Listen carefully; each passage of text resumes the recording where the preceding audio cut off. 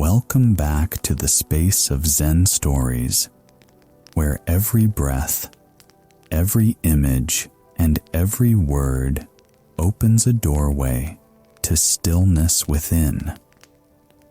Here we do not search for perfection, but for truth, even in the small cracks of life, because sometimes it is precisely imperfection that allows us to rest more deeply, love ourselves more gently, and find peace in every sleep. Modern life makes many people silently carry the pressure to always be better, stronger, and never wrong. We exhaust ourselves trying to be perfect in work and love, in how we appear to the world, until one day we realize the harder we try, the more our hearts tire. The perfect self we cling to is often the very burden that keeps us from entering peace. The Buddha taught no lotus grows from stone, it grows from mud. Likewise, awakening does not arise from a flawless self, but from realizing our own incompleteness and still choosing to love ourselves as we are. Tonight, let us listen to these gentle Zen stories, like cool breezes passing through the window of the soul, so we can learn to let go of the self that wants to control, to prove to perfect, so that when you close your eyes, you no longer try to be someone better, but simply rest as who you truly are, light, real, and free. And the first story begins that journey, where a cracked mirror reflected the deepest lesson on truth and humility. Have you ever felt tired from your own striving, trying so hard to be a better, wiser, more awakened person, only to feel further from the peace you were seeking? Many believe enlightenment is the peak of a spiritual mountain that one must climb flawlessly, never stumble, never fail. But the higher they climb, the more the summit fades into mist. The Buddha once said, "A practitioner is like one who carves a stone. Do not carve until nothing remains." A simple teaching, yet so many lose themselves within it, because in seeking the light, people forget one small truth. Light does not appear when we become perfect, but when we dare to look honestly within. One early morning at the monastery, when mist still covered the lake and birds sang deep in the bamboo forest, a stranger came knocking at the temple gate. 3 knocks, firm but trembling. It was the first chill of the season. Clouds drifted slowly above the ancient roof. Under the veranda, Master Keiji sat quietly with a cup of hot tea. Steam rose and faded into the misty air. He lifted his gaze toward the gate. A thin man entered, eyes bright, yet heavy with longing. The man bowed deeply. "Master, I've come to learn the way." His voice trembled, though filled with determination. The master nodded softly, poured tea into a cup, and slid it toward him. "Drink." The man held the cup with both hands, but instead of drinking, he stared at the rising steam. After a pause, he spoke in a low, weary voice. "I've traveled, far studied under many teachers, and meditated for years, yet I still cannot see the way. Perhaps it's because I'm not pure enough, not perfect enough. I want to be fully enlightened like the Buddha himself. Please show me that path." Master Keiji looked at him for a long moment. His eyes were deep yet kind, as if seeing through what even the man could not.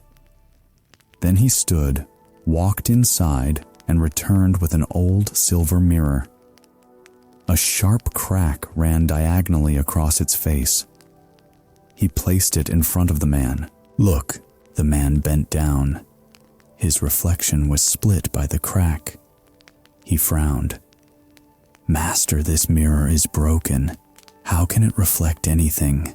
The master smiled gently. "It's not broken, just cracked." He paused, then added, "You only need to see truthfully, not beautifully." The man froze, confused. He protested, "But if the mirror is cracked, the image is distorted." "I came here seeking perfection, wholeness." The master chuckled softly.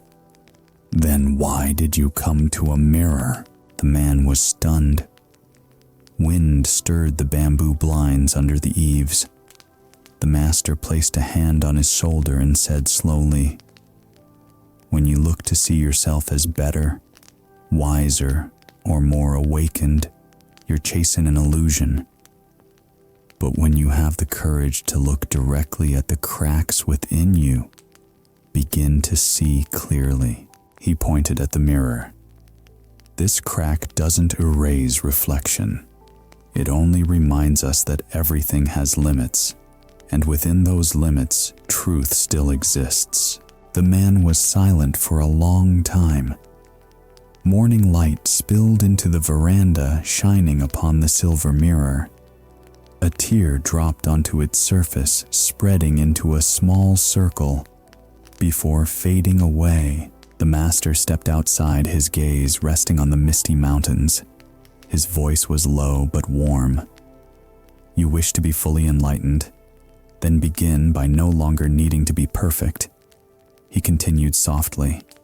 "When the heart no longer forces itself to be good, high, or bright, it naturally becomes clear, like a lake reflecting the sky, only when it stops struggling." The man knelt and bowed 3 times. Tears fell upon the cold stone floor, mingling with the morning mist. In that moment, he understood light does not lie atop the mountain we climb, but within the courage to face our own darkness and smile. A gentle wind passed through the temple veranda. The tea on the table was still warm, steam curling upward, a reminder that everything in life may crack. But what matters is, we can still shine through those cracks. In the way, being true and being perfect are 2 different paths. Those who chase perfection suffer, for they judge themselves harshly. Every flaw becomes a wound, every imperfection a failure. But those who seek truth are at peace. They simply observe without fixing, avoiding, or decorating. The Buddha said, "The wise see their mind like a pond. When muddy, they know it is muddy. When clear, they know it is clear." Not to judge, but to understand, Master Keiji used the cracked mirror as a symbol. The mirror represents the mind, the capacity to reflect all things. When we try to fix the mirror to make the image prettier, we use the ego to adjust truth. But when we simply see without judging or comparing, even a cracked mirror still reflects reality. In modern psychology, this aligns with the idea of self-compassion, the art of being kind to oneself. Perfectionists often fall into self-blame, believing only the perfect version of themselves deserves love. But when we learn to see ourselves the way Master Keiji looked at the mirror, without judgment, without fixing, healing begins. The Buddha taught, "Within every being lies the seed of enlightenment. We just see it through a cracked mirror." Enlightenment isn't the absence of mistakes. It's understanding that mistakes are part of the path. When you're tired of not being good enough, remember, your imperfection is the doorway to your gentleness. Only by knowing you can be weak do you learn empathy. Only by accepting you have erred do you understand forgiveness. Only by seeing your incompleteness do you discover humility. Science confirms this too. Dr. Kristen Neff of the University of Texas found that people with self-compassion experience less depression and anxiety and recover faster from failure. Acceptance doesn't make us weaker, it makes us whole again. So tonight, if as you lie down, your mind whispers, "Am I good enough?" remember the cracked mirror. Imagine placing your hand upon it, cool yet real. Take a deep breath and whisper, "I don't need to be perfect to be at peace." With each breath, something inside softens.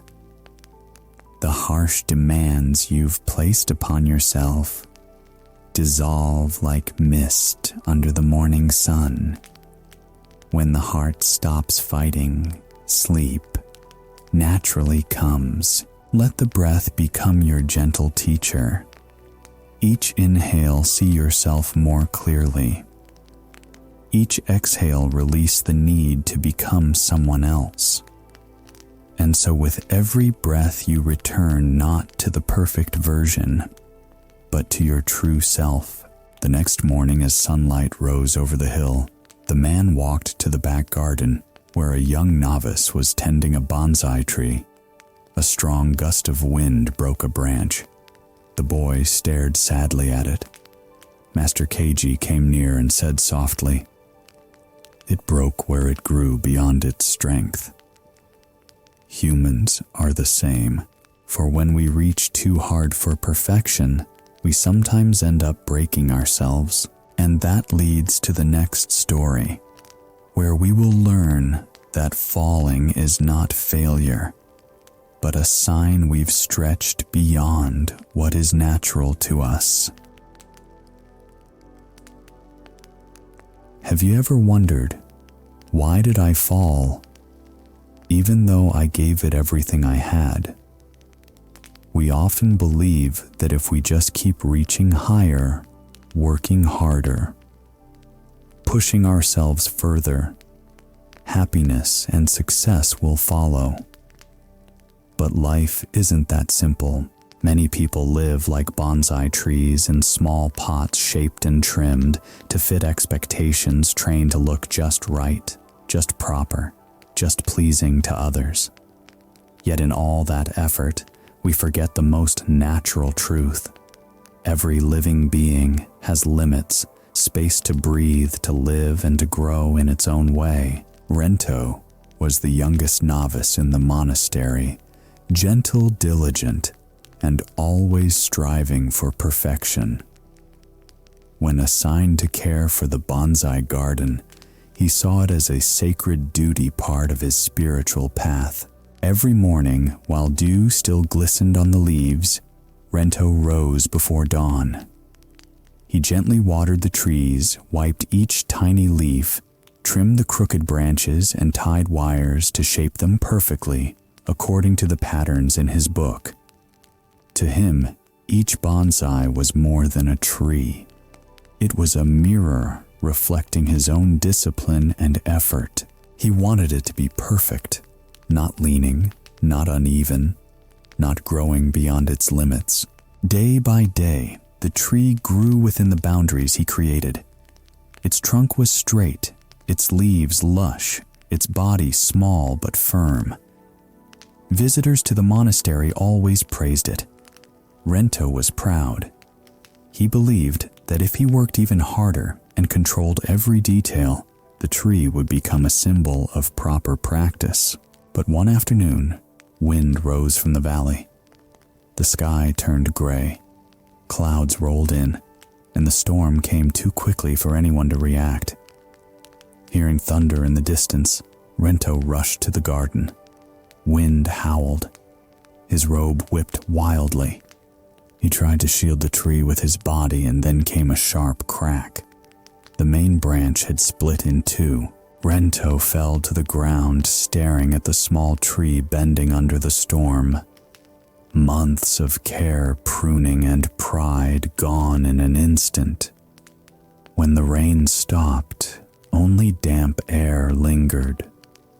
Rento remained there, hands clutching the broken branch, silent. At dusk, the Zen master came. He stood beside him quietly, then asked softly, "Are you sad?" "Yes. I feel like I ruined everything.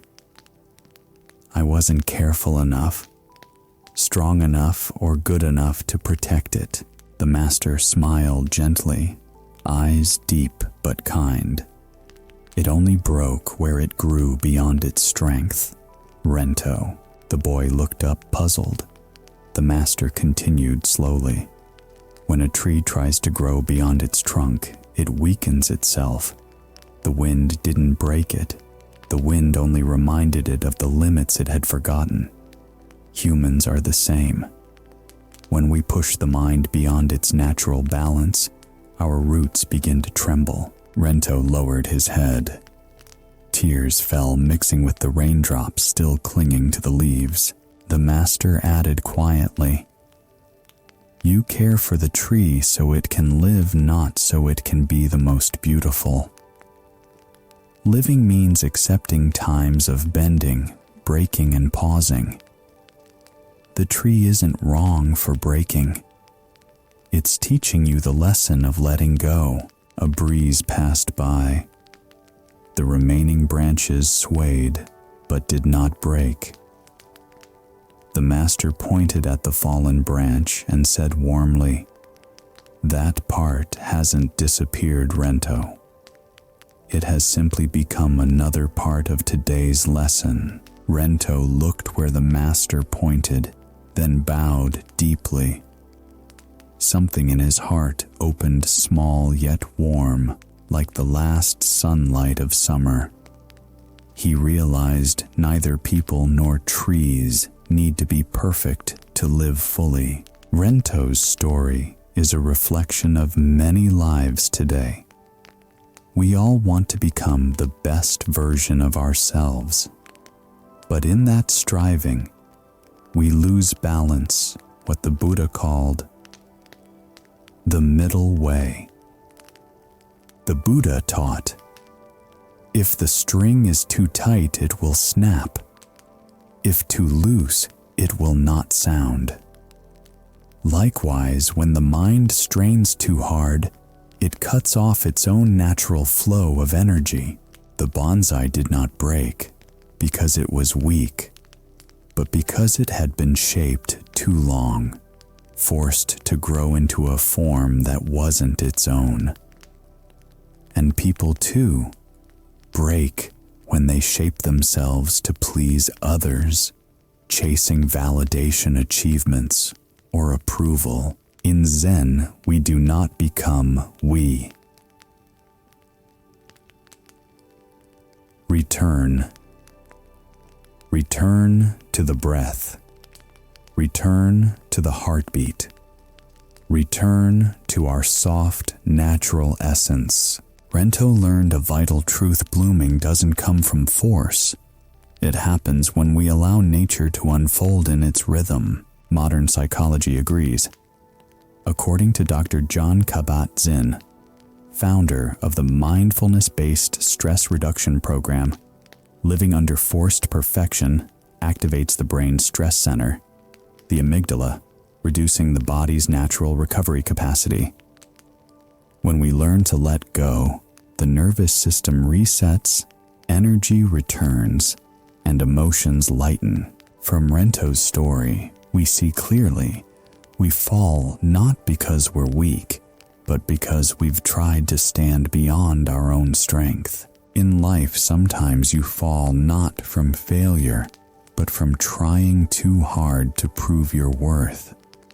You try to please others, meet expectations, hide your sadness to look strong. But human strength, like roots, lasts only when it breathes in real soil. Buddhism teaches not everything must be perfect. When the mind knows when to pause and listen to itself, peace naturally arises. Let each day be not a competition, but a process of understanding yourself. If tired, rest. If wrong, admit it. If you fall, look at where you fell, for there may be something to learn. A broken tree can sprout again. A wounded person can rise again, but only when they stop blaming themselves for breaking. Before sleep, try a simple meditation. Imagine a bonsai tree inside your heart representing your own life.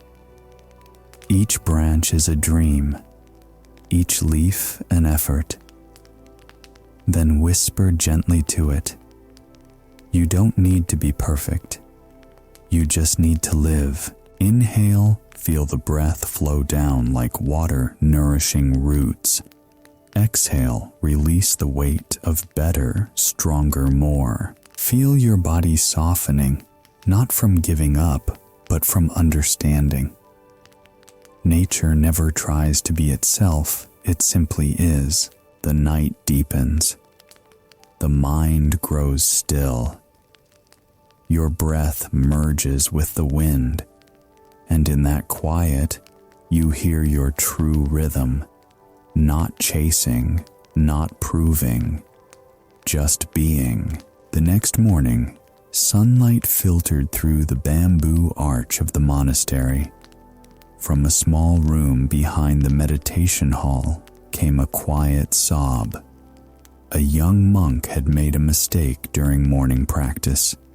He bowed his head, tears falling, fearing he had done wrong. The Zen master approached, placed a hand on his shoulder and said, "Cry. Tears too are a form of meditation." And that is where the next story begins, where we learn that mindfulness doesn't always live in silence, but in honesty with our own emotions. Have you ever wondered why those who walk the spiritual path, or those who wish to live peacefully, are often afraid of their own emotions? We fear anger, sadness, weakness, and tears. We believe that an awakened person must always be calm, must always be in control, must smile, even when the heart is breaking. But have you ever thought, maybe the effort to stay calm is itself a form of resistance? And the more we resist, the longer the pain lingers. In meditation, there is a truth few understand. Truth exists not only in silence, but also in tears. Because if you cannot allow yourself to cry, you cannot truly listen. If you do not face your sorrow, how can you ever know peace? That night in the monastery, cold wind passed through the bamboo grove. The chirping of insects whispered softly to the moon. The entire temple was quiet, only the faint sound of wind chimes tapping together. And then within that silence came a trembling sound, soft sobs, as if someone was trying to hold back, but could not. At the end of the hallway, in a small, dimly lit room, a young monk knelt on the wooden floor, head bowed, shoulders shaking. Tears fell shimmering briefly before disappearing in the weak glow of the oil lamp. He had made a small mistake that morning during chanting. He fell asleep during meditation. When it was noticed, his face flushed red with shame. All day he stayed silent, avoiding everyone's eyes. By night, he hid in his room, sitting before the dying flame, feeling as if a stone was pressing on his chest. He had believed that a monk must be strong, composed, and free from error, and must never cry. But that night, he could no longer hold back. His sobs broke free, trembling, then bursting out like water from an underground spring that had been sealed too long. The door opened quietly. Footsteps approached, slow, steady, blending with the night breeze through the corridor. A shadow appeared in the lamplight. Master Oto entered. He said nothing, simply sat beside the boy and placed a warm hand on his shoulder. Startled, the young monk lowered his head even more. "Master, I'm sorry. I've disappointed you. I couldn't keep my mind steady. I let sleep win over me." The master gazed at him for a long while. In the golden light, his eyes were gentle yet deep, reaching the place inside where guilt had tightened. Then he spoke softly, like wind through leaves. "Cry." The boy looked up surprised. "Master, cry Rento. Tears are also a form of meditation." Those words opened a crack of light in the dark. Rento froze for a moment, then began to cry, this time without restraint. The sobs came freely, raw and honest, like a child allowed to be himself again after pretending to be strong for too long. The master sat still, eyes half closed. He did not preach, did not comfort, did not offer advice. He simply listened to the tears as one listens to rain. Outside, the night wind brushed against the temple roof. Insects sang softly, blending with the sound of the boy's breath. It became a rhythm sorrowful, yet warm. After a long time, when the crying eased, the master opened his eyes and said gently, "You thought meditation meant not crying. Meditation is seeing clearly each tear that falls. It is facing sorrow without running away. It is realizing that even in your sobs, there is breath, and in that breath, there is life." The boy looked up, eyes swollen but glimmering with new light. "But Master, if I let emotions flow like this, won't I become weak, unable to stay steady?" The master smiled faintly, adding oil to the lamp. The flame brightened, casting long shadows across the wall. "The weak one is not the one who cries, but the one who's too afraid to cry because they fear seeing themselves." He gazed at the flame and spoke slowly. "See how the fire shines only when it's fed with truth. The heart is the same. It shines only when you dare to live truthfully with your emotions, whether they are tears, anger, or fear." The boy bowed deeply. No more tears, only a quiet warmth spreading in his chest. Outside, the night wind had stilled. A distant temple bell rang, echoing softly through the silence. In that small room, the master and his disciple sat in stillness, saying nothing more. Only the flickering light remained a quiet reminder of something simple yet profound. Meditation is not about extinguishing emotions, but learning to see them, touch them, and smile within our human fragility. The Buddha taught, "If you deny suffering, you also deny the path to enlightenment." For in the Four Noble Truths, suffering is the first gate. No one reaches awakening without walking through it. Many misunderstand meditation as a way to eliminate emotions, but it is really a way to see them clearly. Not to suppress, but to recognize. Not to avoid, but to look deeply. When tears fall, your heart is speaking truth. When you hold them back, you are lying to yourself. Master Odo understood that tears are not a sign of failure. They show that the wall of control has cracked, and light can finally enter. Modern psychology agrees. Crying is a natural release mechanism that reduces stress. Studies show that tears contain hormones that lower cortisol, the stress chemical in the brain. When we cry, the body is actually healing itself. So in Buddhism, tears are not weakness. They are part of mindfulness if we look at them with awareness.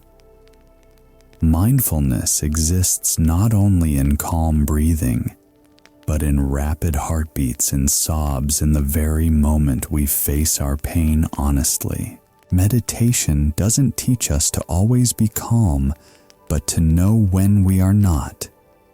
Truth doesn't hide behind silence. It appears when we dare to see the ripples within.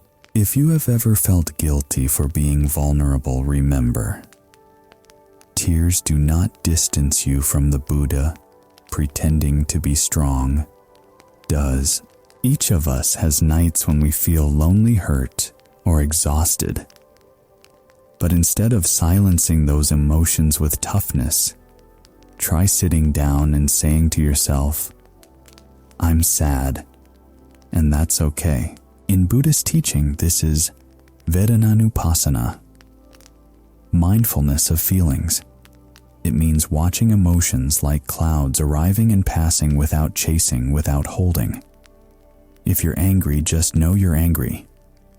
If you're sad, just know you're sad. But don't follow them. Simply watch like someone sitting beside a river watching the water flow. When you can sit with sadness without fleeing, that is meditation. When you can see your own tears without fear, that is freedom. Neuroscientists call this emotional awareness. The ability to notice emotions without identifying with them. Those who cultivate this tend to stay calmer, have stronger immunity, and recover faster from emotional pain. So sometimes healing doesn't come from silence. It comes from honest tears. Just as the sky clears only after the rain. Without thunder, there is no rainbow. When night comes and your heart feels heavy, don't suppress it. Sit quietly, breathe slowly, and allow your mind to fall like a leaf returning to the earth. If tears come, let them fall outward instead of inward. That's not weakness. That's how the heart breathes. Then you'll notice after crying your breath feels lighter, your chest less tight. And in that quiet, you can finally hear yourself raw, sincere, without masks. Before sleep, whisper to yourself, "I allow myself to be human, imperfect, not always strong, but true." When the mind allows, the body will rest. And sleep will come gently, like an old friend returning after a long absence. The next morning, as sunlight softly passed through the pine trees, the master walked along the monastery corridor. At the end of the path, he met a visitor who bowed and said earnestly, "Master, I only wish to become a perfectly good person." The master smiled. When you stop trying to be good, you finally become good. And that is where the next story begins, where we'll see that only when we stop trying to become someone do we truly return to who we already are. Have you ever felt that you were trying so hard to be a good person that you no longer felt like yourself? You force a smile while your heart is hurting. You try to forgive just to appear kind. You speak softly, even when anger burns inside. And the more you try, the more exhausted you feel, because trying to be good is not the same as living with goodness.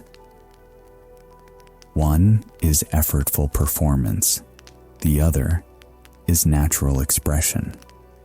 True goodness doesn't come from trying to become someone else. It begins when you stop and choose to be honest with yourself. The Buddha said, "One who truly sees their own mind, even if not yet pure, is already on the path to goodness."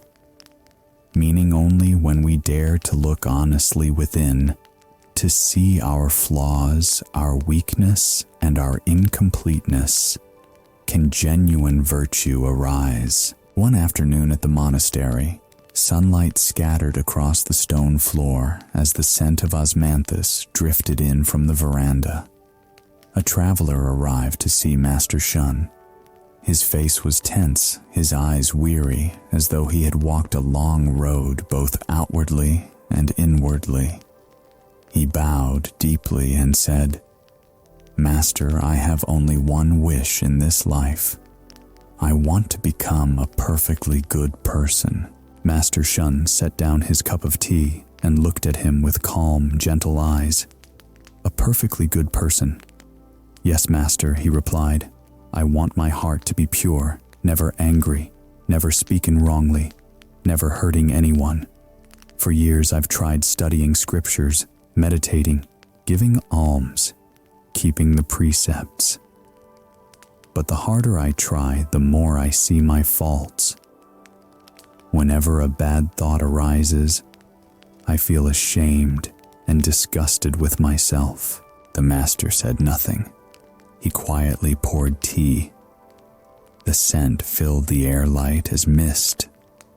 "Drink," he said. The man took the cup in both hands, trembling slightly. Just as he lifted it to his lips, Master Shun suddenly let a drop of boiling water fall on the back of his hand. The man cried out, startled, "Ah, it's hot! Why did you do that, Master?" The master looked at him, voice calm and low. "In that moment, did you think of compassion?" The man froze. "No. I only felt pain." "So then were you a good person in that moment?" Silence filled the room. The man lowered his head, unable to answer. Master Shun set down the kettle and spoke slowly. "When you feel pain, you react as a human being. Not good, not bad, just real." He paused, his gaze steady and kind. Those who try to be perfectly good refuse to admit their own shadows. They want to preserve a beautiful image and forget authenticity. But the Buddha doesn't ask you to be perfect. He asks you to be real. The man's voice trembled. "But Master, if I allow anger, sadness, or hurt to appear, won't I become a bad person?" The master smiled faintly, eyes turning toward the courtyard. Outside, the wind rustled and yellow leaves drifted slowly to the ground. When leaves fall, does anyone call them bad? They simply fall when it's time. Emotions are the same. They are part of nature. He turned back to the man, voice warm as a gentle stream. When you try to be good, you separate yourself from that naturalness. You build an ideal and then chase it. The more you chase, the more you tire, and the further you drift from true compassion. He rested his hand lightly on the table and continued. When you stop, take a deep breath, and can see both light and shadow within yourself, only then are you truly good. Because compassion begins with understanding your own heart. A cool breeze passed by. The scent of tea rose again, soft, soothing. The man sat silently holding his cup. Inside, something seemed to melt a heavy shell he had carried for years. Master Shun's voice was calm like a distant bell. When you stop trying to be good, you finally become good. The words fell into the quiet air like a drop of water on still lake. The man bowed, tears landing on the stone floor. But this time he felt no shame, only lightness, like a leaf carried gently by the wind returning to nature. In Buddhism, there is a simple but profound truth. Goodness is not a role. When the heart is true, goodness arises naturally. When the heart forces itself, goodness becomes a mask. The goodness most people chase is external clean behavior, careful speech, proper manners. But the Dharma does not stop at appearances. The Buddha taught, if the mind is not pure, even a good deed creates only shallow karma.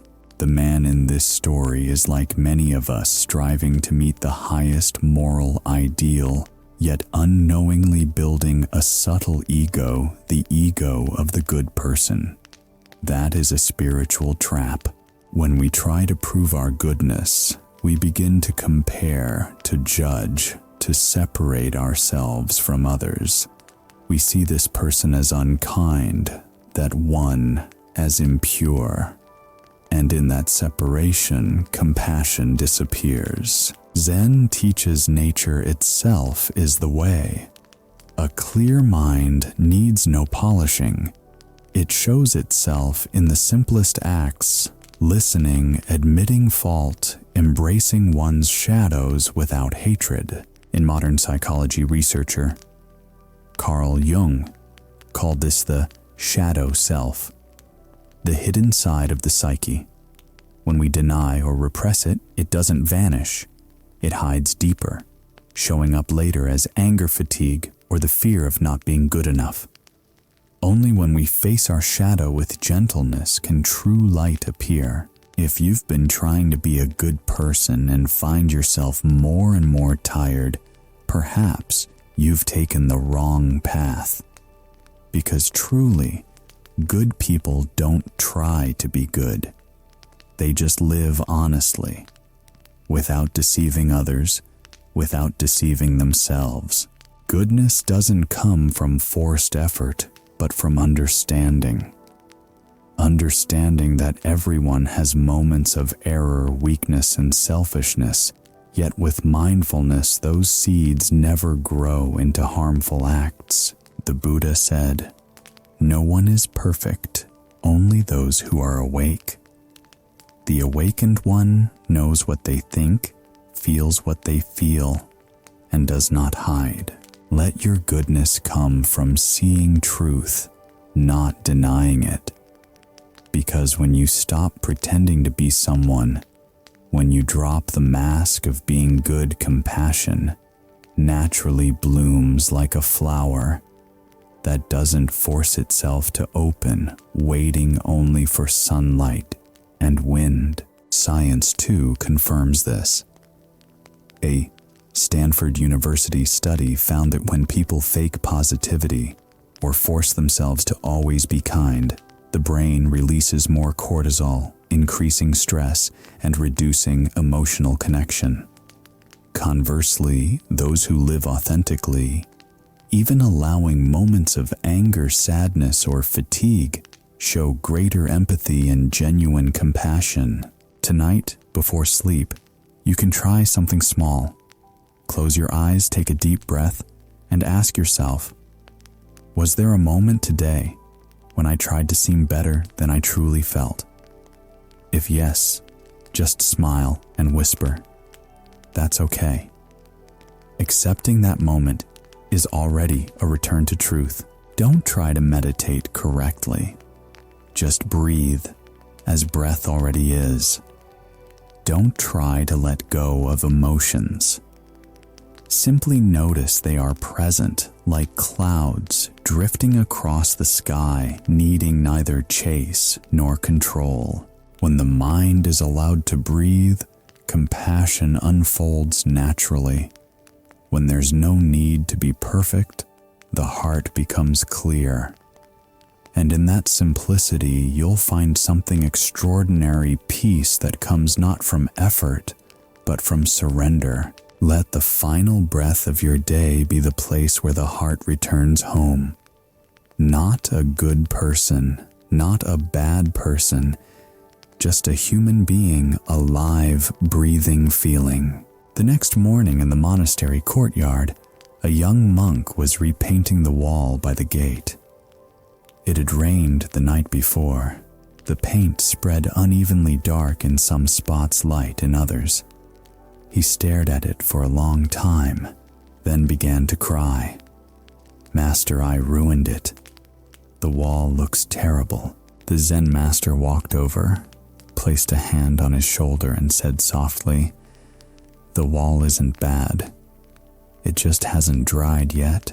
And that leads to the next story, where we'll learn that humans too are like that wall, simply in the process of drying. So never hate yourself for being unfinished. You are already on your way to becoming clear. Have you ever looked at yourself and whispered, "Why am I still not good enough?" We try so hard fixing habits, correcting behaviors, yet deep down we still see the cracks, the uneven colors, the parts that don't feel whole. Like a freshly painted wall, we want it to look smooth and perfect right away. But when the sunlight hits the still wet paint, we notice all the streaks and blotches. We forget that beauty takes time. So does the heart. It must pass through both wet and dry light and shadow before it becomes still. Many people mistake enlightenment as a flawless destination. But the Dharma doesn't teach us to become better people. It teaches us to understand deeply the process we are already in. After a night of rain, the morning sky still held mist. Soft blue light filtered through the trees, glimmering on the drops that clung to the temple roof. The smell of damp earth blended with the scent of newly painted wood, filling the veranda like a quiet greeting to a new day. In the courtyard, a young novice named Taro was repainting the wall behind the main hall, the one that had peeled after months of cold rain. He worked silently, carefully, mixing the paint, brushing it evenly, stroke by stroke. For a week, he had poured his whole heart into this task, hoping that when it was done, his master would smile in approval. Today, as the final coat dried, he stepped back full of pride and anticipation. But as the sun rose, its light streamed through the bamboo grove and struck the wall. Uneven patches appeared, some darker, some lighter, some glossy, some dull. The whole wall looked strange, imperfect, not at all what he had imagined. Taro froze. "I ruined it," he whispered, his hands trembling around the brush. The longer he looked, the worse it seemed. All his effort now felt wasted. A week of work gone in an instant. Tears rolled down onto the damp stone floor. Just then, the sound of wooden sandals echoed softly from the veranda. Master Haku stepped out, hands clasped behind his back. He stopped in front of the wall, observed quietly for a while, then looked at the boy whose small shoulders were shaking. "Why are you crying?" the master asked. Through sobs, Taro answered, "I messed it up, master. The wall. It looks terrible." Master Haku looked at the wall, then gently placed a hand on the boy's shoulder. Light filtered through his sleeve, shimmering like water. "The wall isn't bad, Taro. It just hasn't dried yet." Taro blinked. "But it's full of blotches, master." "Yes," the master said softly, "because it's still drying. When the paint is wet, the color always looks uneven. You want it perfect right away, so all you can see are the flaws. But wait until tomorrow. When it's dry, you'll see something different. He turned his gaze toward the distant bamboo forest. People are the same. When the heart is still wet with emotion, fear, or expectation, it looks uneven, unbalanced. But don't hate yourself while you're still drying. Taro listened in silence. The wind brushed past the veranda, making his brown robe flutter. Sunlight touched the wall again. The darker spots no longer looked ugly, just like shades blending into one another. He smiled faintly and set the brush down. From afar, the temple bell sounded deep and clear. In that moment, Taro understood nothing is truly ugly while it is still becoming. Sometimes beauty appears only when we are patient enough to let the heart dry.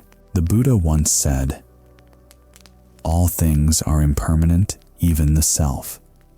That is not a sorrowful reminder, but a liberation, because impermanence frees us from being trapped in labels like I'm bad, I'm broken, I'm wrong. The me of today is just a layer of paint that hasn't dried yet. Many people look at themselves and sigh, "I'm not peaceful enough. I'm still angry. I'm not as good as others who practice."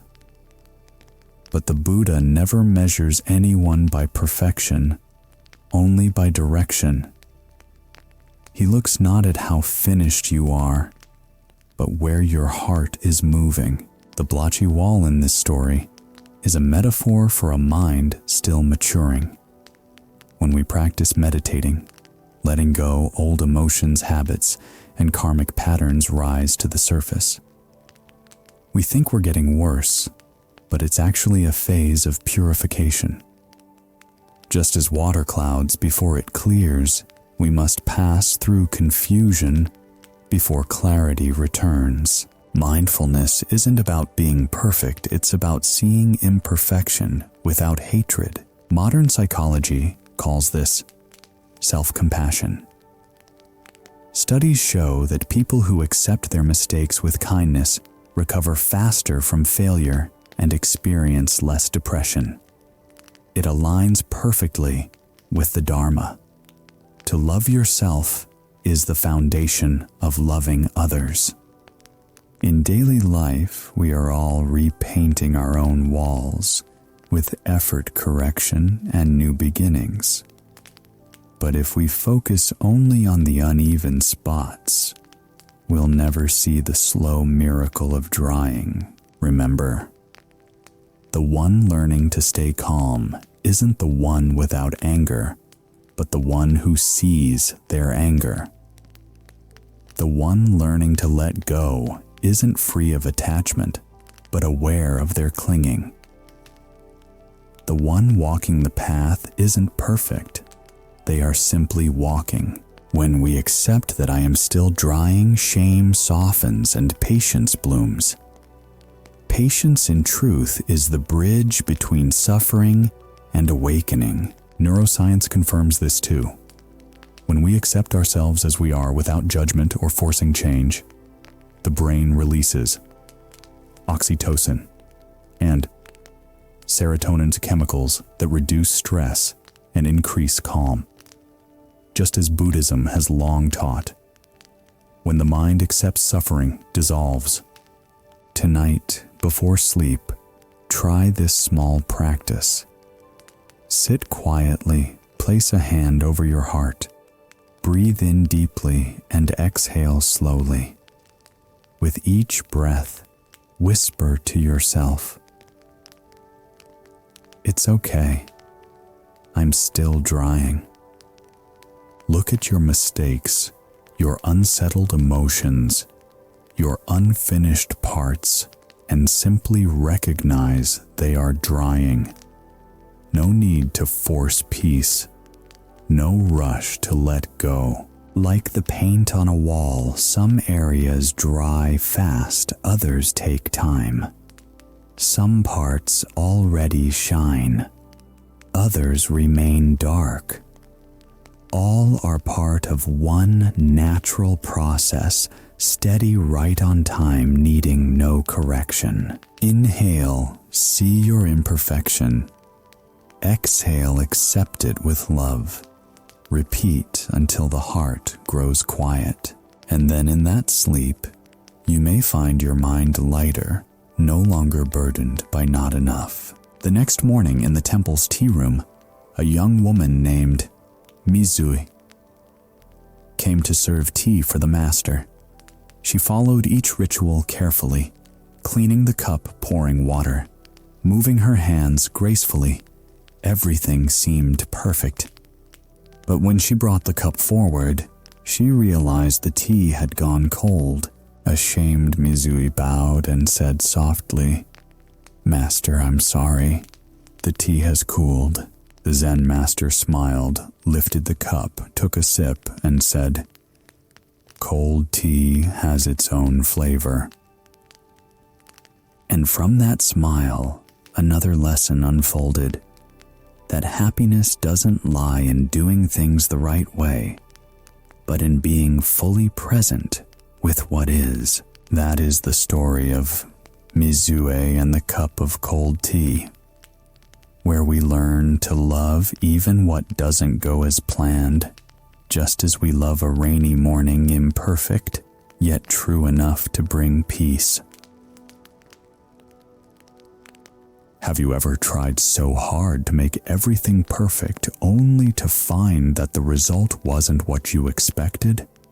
We try to do well, to be praised, to be recognized, to get it right. But the harder we try, the tighter the mind becomes, and the farther we drift from the simple joy that was once there. Most people think happiness comes from doing things right, following the rules, timing things perfectly, meeting the standards. But Zen teaches the opposite, to live fully in the moment, even when it's imperfect, like a cup of tea that has gone cold. It may seem like a mistake, yet if you truly taste it, you will find that even in the coolness, there's still the flavor of earth and sky. The story of a young woman named Mizue. One quiet morning in a Zen monastery became a gentle lesson on mindfulness and naturalness, where she learned that sometimes the deepest flavor is not found in the heat, but in stillness. That morning, thin mist still hung over the bamboo grove, and the temple bell echoed softly across the valley. In a small wooden tea room filled with the faint scent of incense, Mizue, a young student of the tea ceremony, was preparing tea to offer her master, Zen teacher, Haku. For months, she had practiced diligently. She had memorized every movement, how to fold the white cloth, how to hold the teapot with both hands, how to tilt the cup so the water would pour as gently as a stream. She believed that if she followed every rule precisely, she would reach the true essence of tea, the meeting point between purity and perfection. Today was her first time serving tea in front of her master. Her heart pounded as the wooden door slid open and Master Haku entered his steps, light as wind. He sat down on the mat in silence, simply observing. Mizue bowed deeply, took a slow breath, and began. She cleaned the table, lit the incense, and rinsed the cups with hot water. Every gesture was exact, carved into her memory. But in the midst of that precision, as steam rose and morning light touched the table, she suddenly froze. A small but dreadful realization appeared. The water in the kettle had gone cold. Her heart dropped.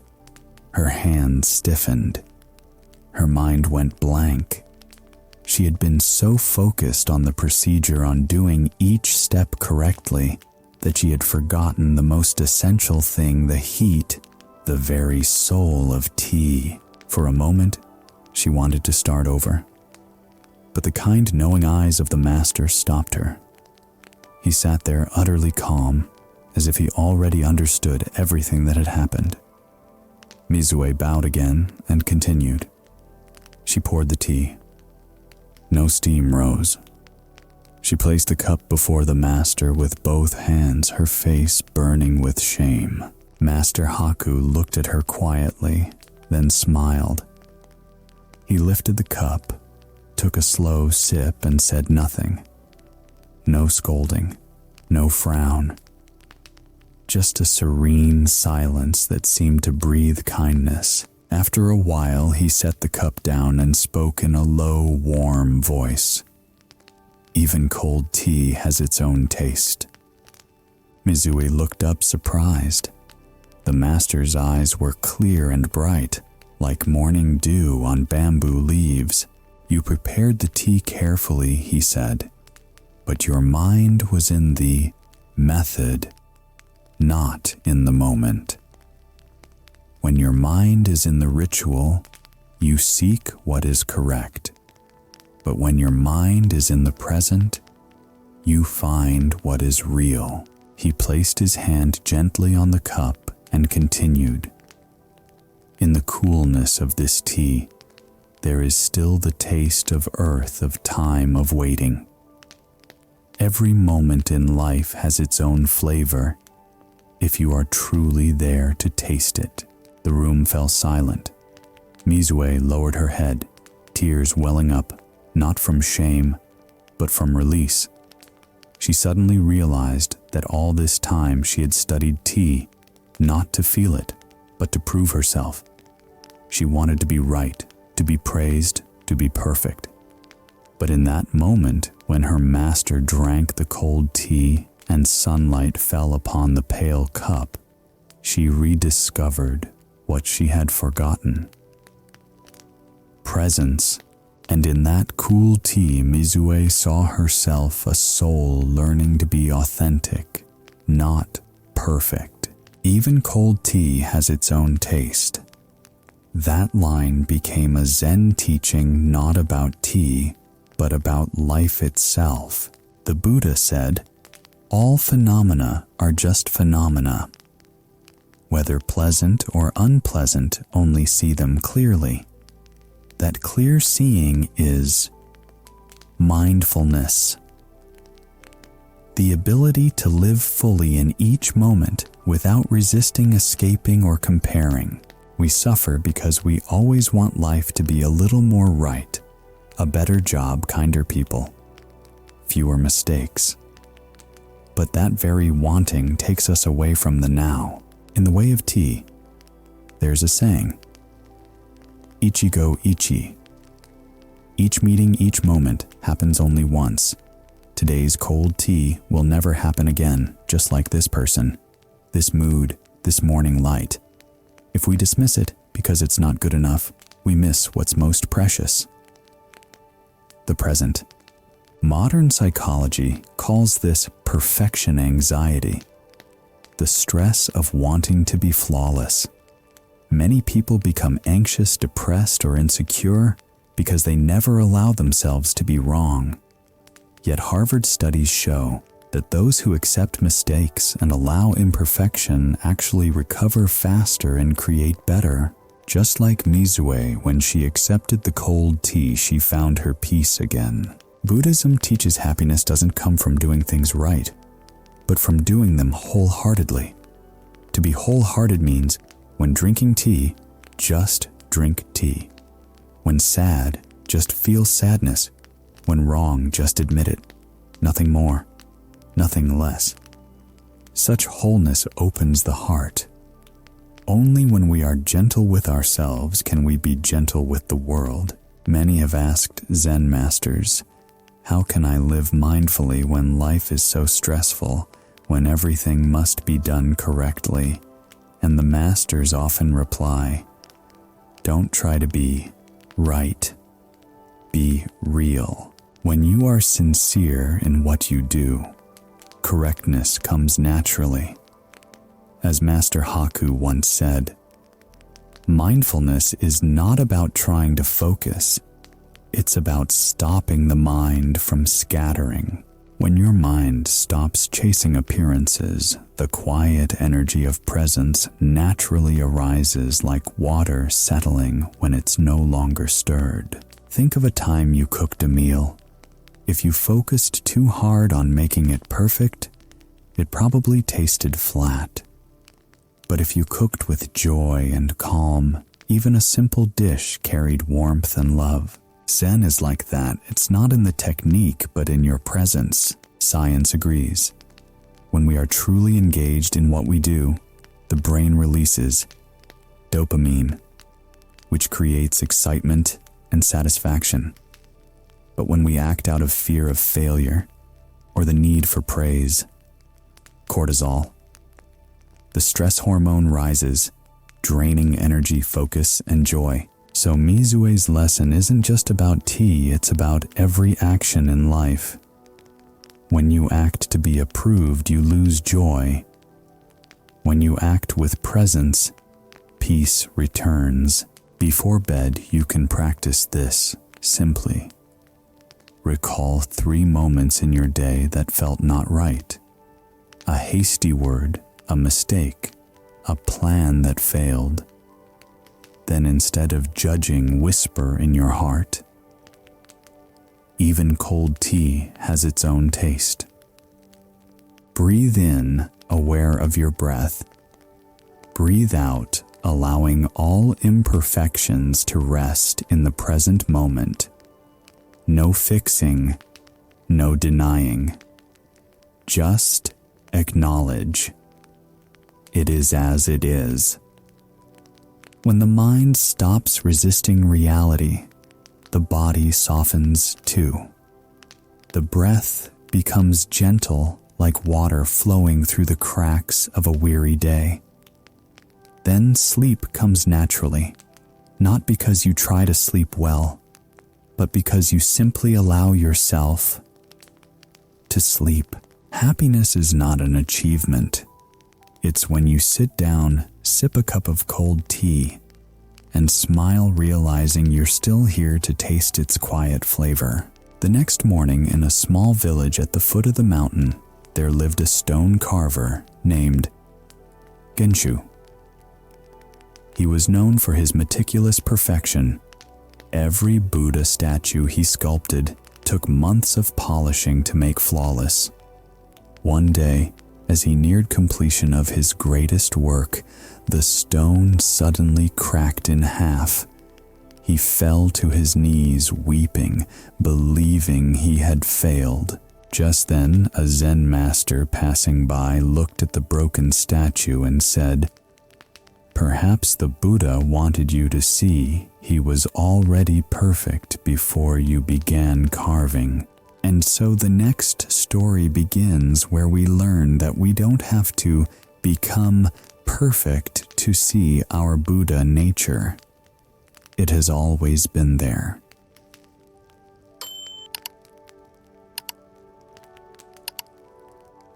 Have you ever felt that you weren't good enough, not worthy enough, not deserving of peace? We live in a world that constantly tells us, be more perfect. Perfect in work, in appearance, in speech, even in the way we love. But the more we try to be perfect, the further we drift from our natural self, the further we drift from who we truly are. Like a sculptor who keeps carving a stone to find the perfect Buddha within it, forgetting that the Buddha has always been there just waiting to be seen. The Buddhist teaching says, Buddha nature is not something to be achieved, but something to be realized.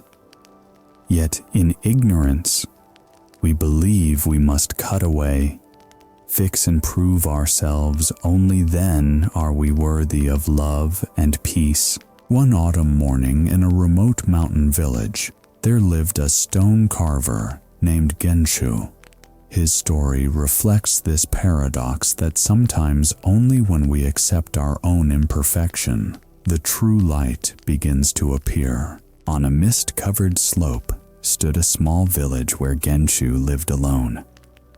He was famous throughout the region for his white stone Buddha statues, each carved with such compassion and serenity that people said no one was as meticulous or as self-demanding as him.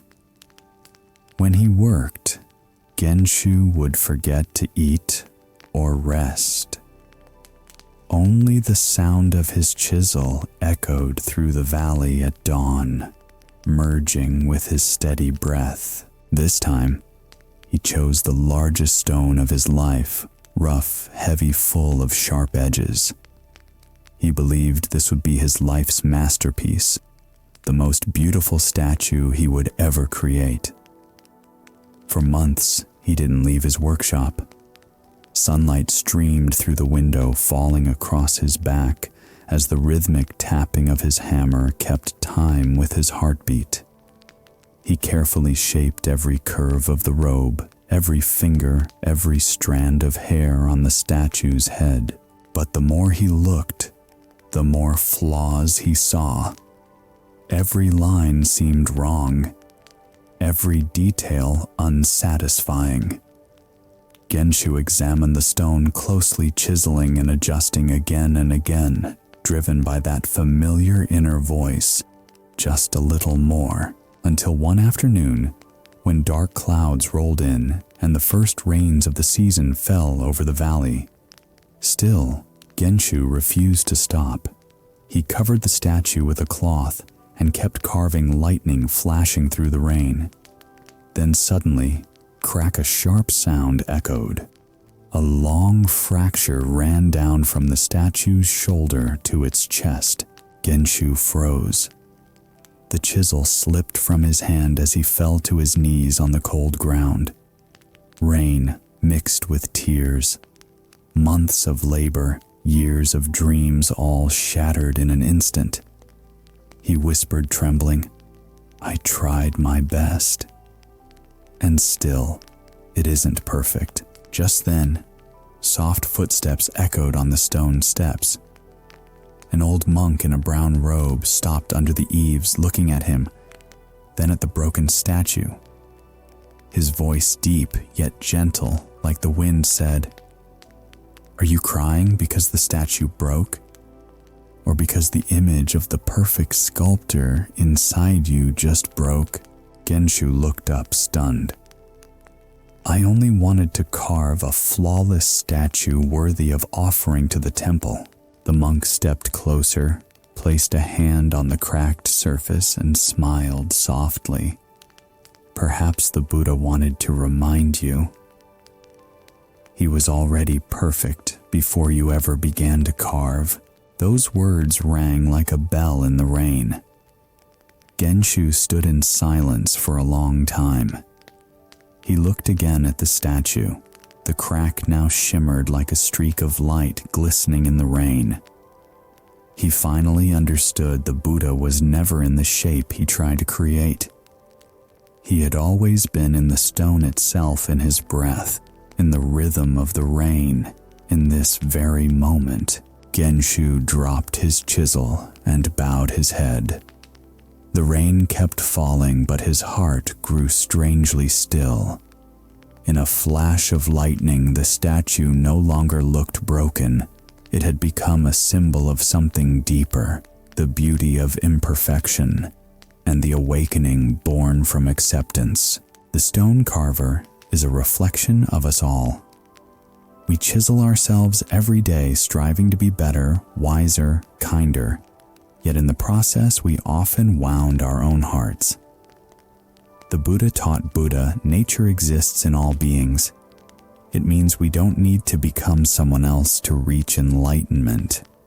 We only need to stop and see what is already pure, radiant, and compassionate within us. But in ignorance, we believe we must keep proving ourselves. Like Genshu, we fail to see the Buddha within the raw stone, and only when the stone breaks do we realize that perfection lies not in form, but in essence. In Zen, this realization is called kensho, seeing one's true nature. True nature needs no fixing, only seeing. To see oneself as one truly is no adding, no subtracting, no judgment. In modern psychology, this is known as toxic perfectionism. Those who suffer from it constantly feel inadequate, living under pressure to prove their worth, often leading to anxiety and exhaustion. A Stanford University study found that perfectionists have stress hormone levels 3 times higher than those who accept imperfection. Zen teaches the opposite. You don't need to be perfect to be at peace. Peace doesn't come after. You become someone, it comes the moment you stop trying to. Our lives are like Genshu's sculpture.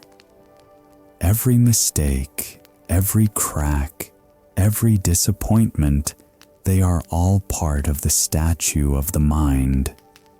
Do not fear the cracks, because it is through them that light enters. When we stop demanding perfection of ourselves, we begin to truly love and create. The Buddha said, "Just as the lotus rises from the mud unstained, so can purity arise from imperfection." You don't need to escape life's messiness to see beauty. The fragrance of the lotus blooms right there in the mud. Look at the people you love. We don't love them because they're perfect. We love them because they're real. We find them charming when they smile, but we feel closest to them when they cry, because in that moment they are genuine. And that genuineness is what makes a human being truly beautiful. As a Zen master once said, "A gem doesn't need polishing to be a gem. Polishing only helps us see that it already is one." In Buddhist psychology, lasting happiness arises from self-acceptance, embracing even the imperfect parts of ourselves. When the mind no longer resists itself, the natural energy of healing begins to flow. Tonight, before you sleep, do something simple. Place your hand over your heart and take a deep breath. In that breath, whisper to yourself, "I don't need to be perfect, only to be real." Close your eyes and reflect on your day, the things you didn't do well, the words you regret, the plans unfinished. Don't try to fix them in your mind. Just look and smile. Allow your heart to crack like Genshu's statue, because sometimes only when the shell of ideals breaks can the light reach the deepest part of us. In meditation, stillness is not emptiness. It is the moment when nothing needs to be proved anymore. Only breath, heartbeat, and the simple feeling of being fully alive in this moment remain. Then sleep is no longer resting to perform better tomorrow, but a gentle melting, a return to your true quiet nature. The next morning, as the sun rises over the monastery, a young novice notices his master's robe torn. He rushes to bring needle and thread, carefully sewing each stitch. The master stays silent, saying nothing. But a few days later, the robe tears again. Panicking, the novice asks to mend it once more. This time the master smiles. "Do you see, my child? Every effort to keep life from tearing is in vain." And from that smile, another lesson begins, the story of Master Rincho and the torn robe, where we will see that it is precisely the tear that teaches humility and reminds us that nothing needs to be perfect to be loved.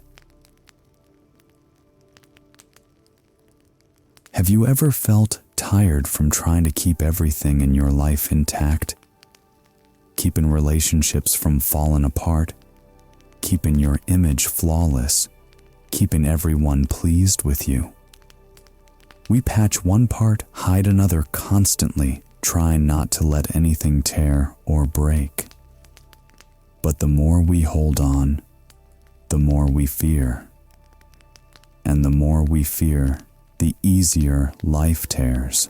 The Buddha taught all conditioned things are impermanent, meaning everything born into existence carries within it the seed of change. A tear is not a mistake, it is the breath of impermanence. Like an old robe, no matter how many times you sew it, the threads will weaken over the years. Yet sometimes it's precisely that tear that awakens gratitude. Gratitude for having a robe to wear. Gratitude for having a life to live. One chilly afternoon in the courtyard of a small mountain temple, the story of Zen Master Rincho and a young novice became a simple but profound lesson that a tear is not bad. It only reminds us to be humble and to release the idea of perfection. Late afternoon, the last sunlight fell through the bamboo leaves, scattering golden streaks across moss-covered steps. In the old monastery on the mountainside, the rhythmic sound of sweeping blended with the whisper of wind through the roof tiles. A young monk was sweeping leaves, watching the fading light across the veranda. Then he paused, noticing that the sleeve of Master Rincho's brown robe fluttered in the breeze, revealing a small tear near the shoulder. He hurried over and bowed deeply. "Master, your robe is torn." Rincho looked down gently, touching the worn fabric. The old stitches had come undone, leaving a small opening in the faded cloth. He nodded calmly. "Yes, I know. Let me sew it for you," the young monk said quickly, eyes filled with concern, as if it were an urgent matter. The master smiled, not refusing. That evening, under the shadowed eaves, the novice sat quietly sewing the robe. The last rays of sunlight streamed through the wooden lattice, glowing like honey across the floor. The faint scent of tea drifted from the meditation hall, mingling with the distant calls of birds in the forest. The sound of the needle touching fabric echoed softly, steady and low, like the beat of a wooden bell in evening chanting. A moment later, the novice lifted the robe, eyes bright with satisfaction. "I'm finished, Master. It looks new again." Rincho took it, observed the stitches, and nodded gently. "Thank you." He put the robe back on and went about his usual routine as if nothing had happened. Time passed. The seasons changed. One morning, while the master was teaching in the courtyard, the wind blew hard and lifted his robe again. This time the tear appeared in another place, longer, more visible. The young monk panicked, rushing inside to fetch needle and thread. "Master, please let me mend it again," he said anxiously, unable to bear the sight of imperfection. But Master Rincho didn't answer right away. He turned to him with gentle, steady eyes. "Do you see, my child, every effort to keep life from tearing is futile?" The novice froze, still clutching the needle, unsure what to do. The master continued, his voice calm like wind moving through bamboo. "When the robe tears, you sew it. The wind blows, it tears again. People are the same. The more we try to keep life unbroken, the more we forget its true nature fragility." He softly brushed the edge of his robe, smiling like the morning sun. "A tear isn't bad, Taro. It only reminds us that nothing needs to be perfect to be loved." The words fell as lightly as a leaf, yet echoed in the young monk's heart like a bell in the valley. He looked again at the tear, and suddenly saw that it didn't make the robe ugly. In fact, it made the robe more real, more alive. The wind passed through the veranda, the brown cloth swayed in the light. The novice closed his eyes and felt peace rise within him. He understood then, like the robe, we all carry our own tears from time, from experience, from pain. And only when we dare to accept them can we truly know peace. In Zen, a tear is not merely a physical flaw, it is a symbol of impermanence and non-self. Everything in life, this body, this mind is like a robe, sometimes new, sometimes old, sometimes whole, sometimes worn. If we cling to appearances, we suffer when they tear. But if we see the nature of tearing as part of the natural flow, we can smile when it happens. A true practitioner of Zen doesn't seek absolute perfection, because perfection is the language of the ego, while truth is the breath of the way. When Rincho smiled at his torn robe, he wasn't indifferent, he saw. He saw that everything in existence is simply being what it truly is. According to Buddhism, suffering arises when we resist reality. Happiness arises when we harmonize with it. A torn robe is not what causes pain. The mind that refuses to let it tear is what suffers. In modern psychology, this is known as atelophobia, the fear of imperfection. It's the anxiety that arises when things don't go our way, when life isn't complete. Many people exhaust themselves trying to make life look beautiful, like on social media or by others' standards. But research shows that when people accept imperfection, the nervous system relaxes, breathing deepens, and a genuine sense of peace emerges. That is also the essence of Zen. Not fixing to become good, but seeing clearly to become real. Look at your own life. Aren't we all constantly patching old relationships, patching the image we want others to see, patching broken trust, patching the fear of being hurt again? And with every patch comes more worry, because deep down we know it might tear again. In that fear, we forget that tearing is the natural law of all things. The Buddha said, "Whatever is born will also decay." If a robe never tears, it's no longer a robe, it's an illusion. If a person never feels pain, they're no longer human. They're a statue. So every tear in life is a lesson in humility. When we stop demanding perfection from ourselves and others, we create space for compassion.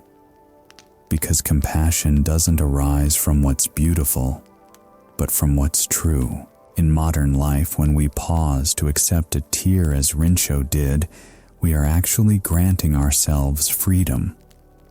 Freedom from ideal images, from must-be standards. Only in that freedom can love truly exist. Science confirms this too. When we stop being overly self-critical, the brain's region linked to judgment quiets down, and the part responsible for empathy becomes active. In other words, forgiving yourself opens the door to loving others. Tonight before you sleep, try a small practice. Sit quietly, close your eyes, and recall something from the day that felt torn, a careless word, an unfinished task, a feeling of shame. Don't resist it. Just observe as Rincho did with his robe, and whisper to yourself, "It's okay. This is just a small tear in the fabric of life." Breathe in, feel the air move through your chest. Breathe out, release the urge to patch everything. In that moment, a softness will arise. Not because everything is perfect, but because you're no longer afraid of imperfection. That is meditation, when the mind rests in the truth of incompleteness. Let sleep come like the wind, unforced, unplanned.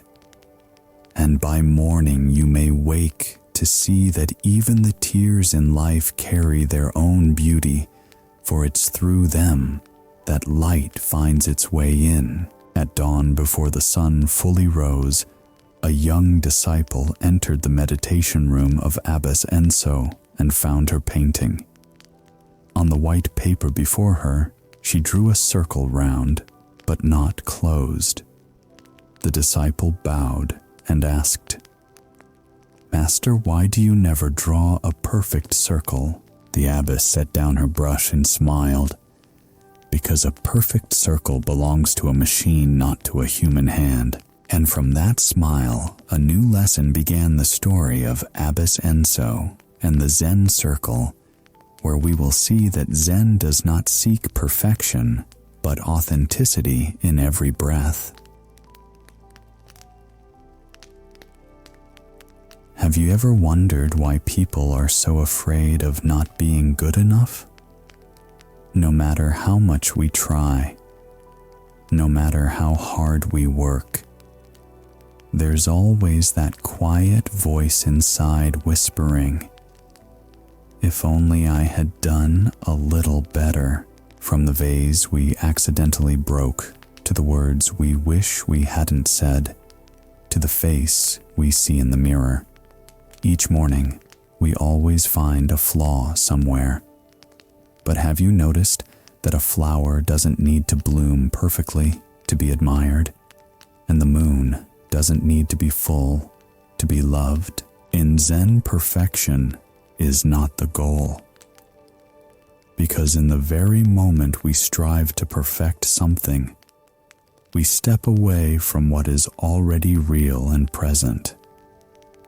Like a river, it doesn't need to be straight or round. It only needs to flow, and that is enough. That morning, in a small room of the monastery, Abbess Enso sat by an old wooden table, holding a soft, bristled brush. On the white sheet before her, she painted a circle, not closed, the ink spreading slightly at the beginning and the end. A young disciple watching nearby couldn't help but wonder, why didn't the master draw it perfectly round? What seemed to be just a simple brushstroke opened a doorway to a larger truth. Zen does not seek perfection. It seeks authenticity in every breath. Morning dew still clung to the pine needles outside, shimmering like tiny drops of crystal suspended in the breath of the earth. The early bell had just faded, and the silence was so deep that one could hear the brush gliding over paper. In a small room behind the main hall, Abbess Enso sat upright, eyes half closed. Before her were a clean white sheet, a bowl of water, a brush, and a pot of black ink. As a sacred ritual, each morning after meditation, she would paint one circle. No measurements, no sketches, no corrections, just one breath, one stroke, and then stop. The young disciple often stood quietly outside the door observing. He saw that every day she painted, and every day the circle was imperfect. Some days the start was uneven. Some days the ink too heavy or the line didn't quite meet at the end. He wondered about it for a long time until one morning he couldn't resist asking, "Master, I've always wondered, why don't you try to make it perfectly round just once?" The abbess set her brush down and turned toward him, her eyes gentle like the rising steam of tea in the morning light. Because a perfect circle belongs to a machine, not to a human. The disciple blinked, surprised. But wouldn't it be more beautiful if it were round, Master? The abbess smiled, her voice as light as wind brushing through bamboo leaves. You see, the most beautiful flower is the one still blooming, not the one dried and framed behind glass. The Zen circle is the same. It is not meant to be admired, but to be seen through. The disciple tilted his head. Seen through? What, master? To see one's breath and one's mind, she replied, gazing at the still damp paper. If the mind still wants to make it perfect, that means it still wants control. And where there is control, Zen cannot be present. The disciple was silent for a long while. Outside, clouds drifted slowly. The morning light spilled into the room, gleaming on the wooden floor. Through the small opening of the unclosed circle, a ray of light passed through, shimmering, pure, alive. The abbess spoke softly, yet her words carried deep resonance. Enso does not teach us how to paint. It teaches us how to be here. A circle that is not closed is precisely where the light can enter. The disciple stood still, deeply moved. He looked at the paintings hanging around the room, each one different, each stroke breathing its own life. None were perfect, yet all were alive. He suddenly understood what mattered was not the roundness of the ink line, but the completeness of the moment it was drawn. We don't need to force perfection, because within the unclosed space, life itself is breathing and light is still shining through. In Zen Enso, the Zen circle is a symbol of all phenomena. One brushstroke yet. It contains birth and death, fullness and emptiness, being and non-being. Many believe drawing Enso is a way to train the hand to master a perfect circle. But in truth, Enso simply reveals the mind of the one who draws it in that very moment. If the mind is still, the circle flows naturally. If the mind is restless, the line trembles, the ink smudges, the shape distorts. And that's not wrong. Because Zen does not teach us to do it right. It teaches us to see.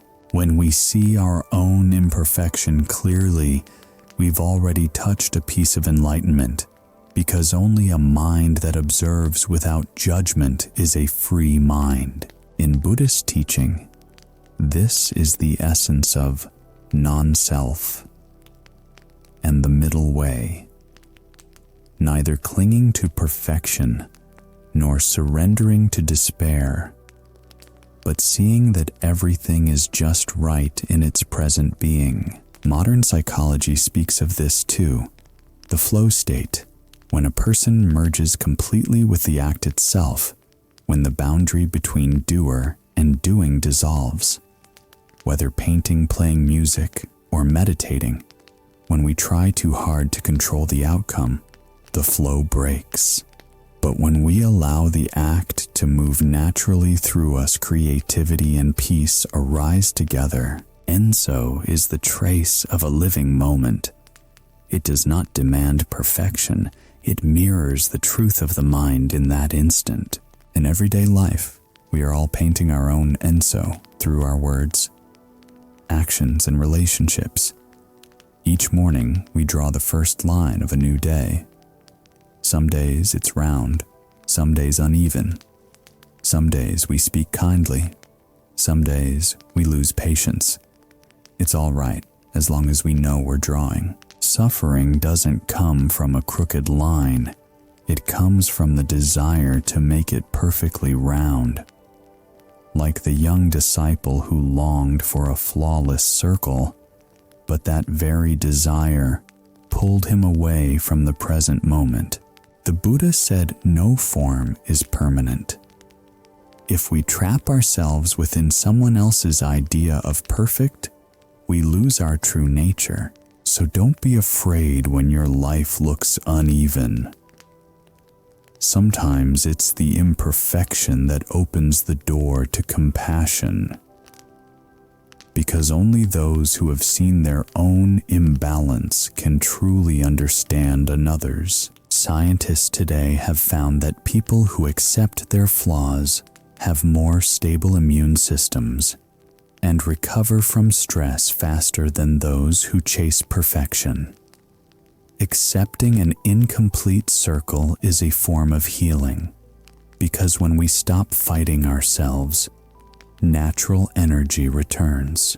Remember, we don't need to be perfect to be worthy of love, nor need to be whole to have value.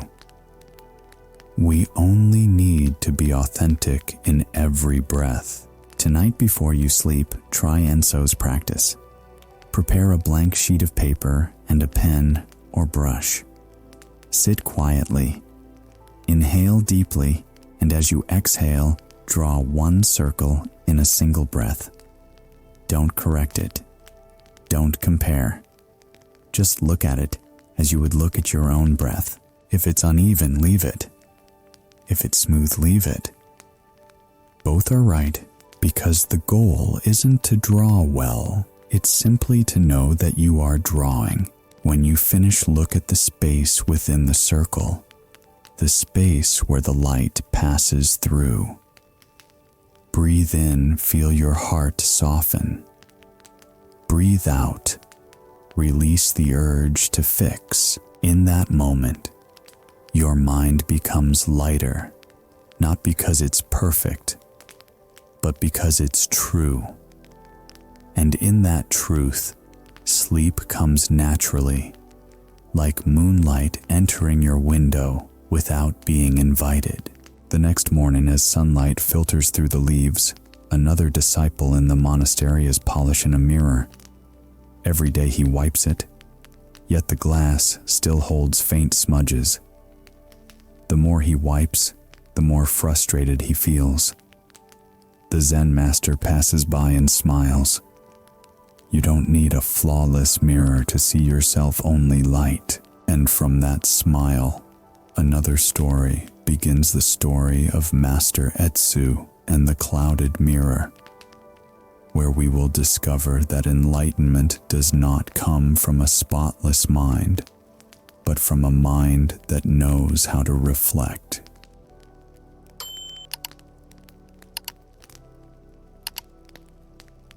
Have you ever found yourself trying to polish your own soul? We read books, meditate, repent, and strive every day to make the mind spotless. But the more we polish, the more stains we find. The more we try to shine, the more new smudges appear. It's like looking into a mirror on an early morning. Light filters through the window, revealing dust marks we never noticed yesterday. The more we wipe, the more tiny streaks appear. Frustrated, we sigh. Why can't I ever make it completely clean? Perhaps just like that mirror, our mind doesn't need to be perfectly clear to reflect the light of awakening. What matters is not the perfection of the mirror, but the presence of light. One morning in the monastery, when mist still hung over the pine branches and the pond shimmered faintly in haze, a young disciple was diligently polishing an old bronze mirror in the main hall. Light streamed through the window, revealing scratches on the surface. He wiped and wiped until his hands grew tired, yet the dull marks remained. That small moment became a profound lesson. The spiritual path is not about removing every trace of dust, but about realizing the light is always there, even when the mirror isn't spotless. The air that morning was heavy with the scent of rain from the night before. Dewdrops rested on lotus leaves in the courtyard, trembling like tiny pearls in the gentle wind. From afar, the soft sound of brooms sweeping on wet stone mixed with birdsong, a peace so deep one could almost hear the breath of dawn itself. Inside the main hall, a young monk knelt before the altar, holding a soft cloth as he carefully wiped an aged bronze mirror darkened by time. Sunlight angled through the window, falling on the mirror's surface and revealing old stains that refused to fade. He wiped once, then twice, then 3 times. But no matter how much effort he gave, the mirror wouldn't shine the way he hoped. Sweat gathered on his brow. He frowned, scrubbing harder, believing that with just a little more effort, every blemish would vanish. Yet the reflection staring back at him was a tired, tense, and disappointed face his own. At that moment, Master Etsu entered quietly. He stood for a while observing before speaking in a calm, warm tone. "What are you doing, my child?" Startled, the disciple bowed and replied, "Master, I'm polishing the mirror to make it shine like new. But no matter how hard I try, the stains remain." Master Etsu stepped closer, looking at the mirror gleaming under the light. Placing a gentle hand on the boy's shoulder, he said softly, "You don't need a perfect mirror to see yourself. You only need light." The disciple looked up, puzzled. The master smiled and gestured toward the window, where the garden pond still shimmered with rainwater. The cloudy sky was reflected in its muddy surface. "Do you see that?" he said. "The pond doesn't need to be perfectly clear to reflect the clouds. As long as there's light, the image appears." The disciple followed his gaze. Outside, the first rays of morning light broke through the clouds, touching the pond's surface until it glimmered like it had awakened. He looked back down at the mirror in his hands. The same light fell upon it, revealing half his face reflected on the old bronze. And in that instant, he understood it was the craving for perfection that had clouded his heart, not the mirror itself.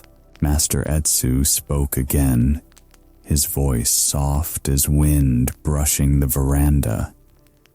"When you stop trying to clean yourself and simply illuminate your heart with mindfulness, you'll see the clarity was always there." From that day on, the young monk stopped polishing the mirror every morning. He only wiped away dust when needed, then sat quietly in the morning light, breathing as gently as the breeze. And strangely, though he no longer scrubbed it obsessively, the mirror seemed to shine brighter because the one who polished it had become brighter. Perhaps, as the master said, it isn't a flawless mirror that reveals the true mind. It's the light within us that makes everything clear. The mirror in this story is the image of the mind. Polishing it is the practice of cultivation, the effort to wash away greed, anger, ignorance, resentment, and pain. But if we polish out of aversion, if we polish because we want to be as clean as someone else, then we are only adding another layer of dust, the dust of pride and comparison. The Buddha taught, "The mind is originally pure. It is only obscured by delusion." That means enlightenment is not something we must create, but something we must recognize. It has always been within us. When the disciple tried to polish until no marks remained, he forgot that the light does not depend on how clean the mirror is, but on the source of illumination itself. In the same way, we may not be perfect, We may still carry pain, regret, and mistakes, but if the mind learns to reflect, to see itself clearly, then light is already present. Zen does not teach us to become beings without scars, but to see even those scars with awareness, because it is through the cracks that light enters. In modern psychology, this is called self-compassion, the ability to be kind to oneself. Research shows that when people learn to accept their imperfections, they overcome guilt, more easily reduce anxiety, and recover emotionally faster. Those who chase perfection, on the other hand, lose touch with themselves. Thus, enlightenment doesn't arise from being flawless, it arises from awareness. A mirror with stains can still reflect if there is light, and a heart still holding pain can still awaken if there is mindfulness. In everyday life, we are like that disciple polishing our own mirrors each day. We try to be better, kinder, more loving, and yet sometimes we fail, lose our temper, or hurt someone. Each time that happens, we think we're not good enough, not worthy. But in the Buddha's teaching, no one is more deserving of enlightenment than another. Because Buddha nature is not a reward, it is our essence. When you can see your sadness, anger, or mistakes without judgment, simply noticing that very moment, the light is already shining. Just as when the sky is full of clouds, the sun has not vanished, it's merely hidden. Our task is not to chase away the clouds, but to remember the sun is still there. In neuroscience, this is known as neuroplasticity, the brain's ability to change and rebuild itself. When we practice mindfulness, observing emotions instead of judging them, the regions of the brain related to peace and emotional regulation grow stronger. This means we don't need perfection to transform. We only need awareness. Before you sleep tonight, try this small practice. Sit quietly and close your eyes. Take a deep breath in, then slowly exhale. Imagine a mirror in front of you. There may be dust, there may be scratches. Don't wipe them. Just look. And notice even with the marks, your reflection is still there, clear, luminous, alive. Then softly say to yourself, "It's okay. I don't need to be perfect to be at peace." Feel your breath moving through your chest. Feel your body begin to relax. As the mind stops trying to fix itself, a deep stillness enters, as light as mist, as warm as the morning sun. Sleep will come naturally, without effort, without invitation. Because a mind that knows how to reflect is a mind that can rest. Night falls. In a small meditation hall, the wind hums softly against the strings of an instrument. Master Kijo is sitting with his lute, playing slow, mellow notes in the silence. Suddenly, one string snaps, the tone falters, the melody wavers. The disciple beside him flinches, but the master only smiles and continues playing. When the song ends, he says, "Even a wrong note is part of the music." And from that sentence begins the next lesson, that imperfection itself may be the hidden rhythm of life. Have you ever wondered why we fear the wrong notes in our lives so much? A small mistake, a stumble, a sentence left unfinished, an action that didn't go as planned, and immediately we blame ourselves, feel ashamed, even wish we could go back and fix that note so it would be perfect. But have you noticed, it is often those very wrong notes that make the music of our lives more real, more human, and more profound. Life is not a flawlessly rehearsed concert. It is a live performance unfolding with every breath, Sometimes a string breaks, a sound falters. Yet if we keep playing, the song still completes itself in another way. A way more natural, more human. That night the sky was unusually clear. The moon hung within a thin veil of clouds, curved like a half-finished brushstroke of Zen. Wind passed through the bamboo behind the temple, whispering like breath. From afar came the song of insects, blending with the scent of incense lingering after evening chants. In a small room at the end of the hallway, a few disciples sat around their teacher, Master Joran, who often played music after evening meditation as a way to quiet the mind. The wooden instrument was old, its surface darkened with time, carrying fine scratches like the marks of passing years. But when the master's fingers touched the strings, the sound that emerged was pure and humble, like water flowing over stones, clear, soft, yet warm. The room fell into deep silence. No one spoke. Everyone sat still, eyes half closed, listening not only to the instrument, but to their own breath. The melody had no clear beginning, no end, only notes that rose and dissolved like the rhythm of a steady meditation. Then suddenly, snap. One of the strings broke. The sound stopped. The music wavered, fractured in the silence. Everyone opened their eyes. One young monk panicked, thinking he might have caused it, but Master Joran simply smiled. He tilted his head slightly, the moonlight reflecting softly in his calm eyes. Without a word, he lifted his hands again and continued to play with the 5 remaining strings. This time, the tone was deeper, slower. It no longer rang crystal clear, but carried a quiet depth like the sound of earth breathing after rain. Some notes were off, some slightly uneven, yet no one felt disturbed. In fact, the wrongness itself seemed to soften their hearts. In those imperfect tones, they recognized their own human flaws and felt moved by how true it all sounded. The melody flowed on simple, incomplete, yet hauntingly beautiful. When the music ended, the master set down his instrument.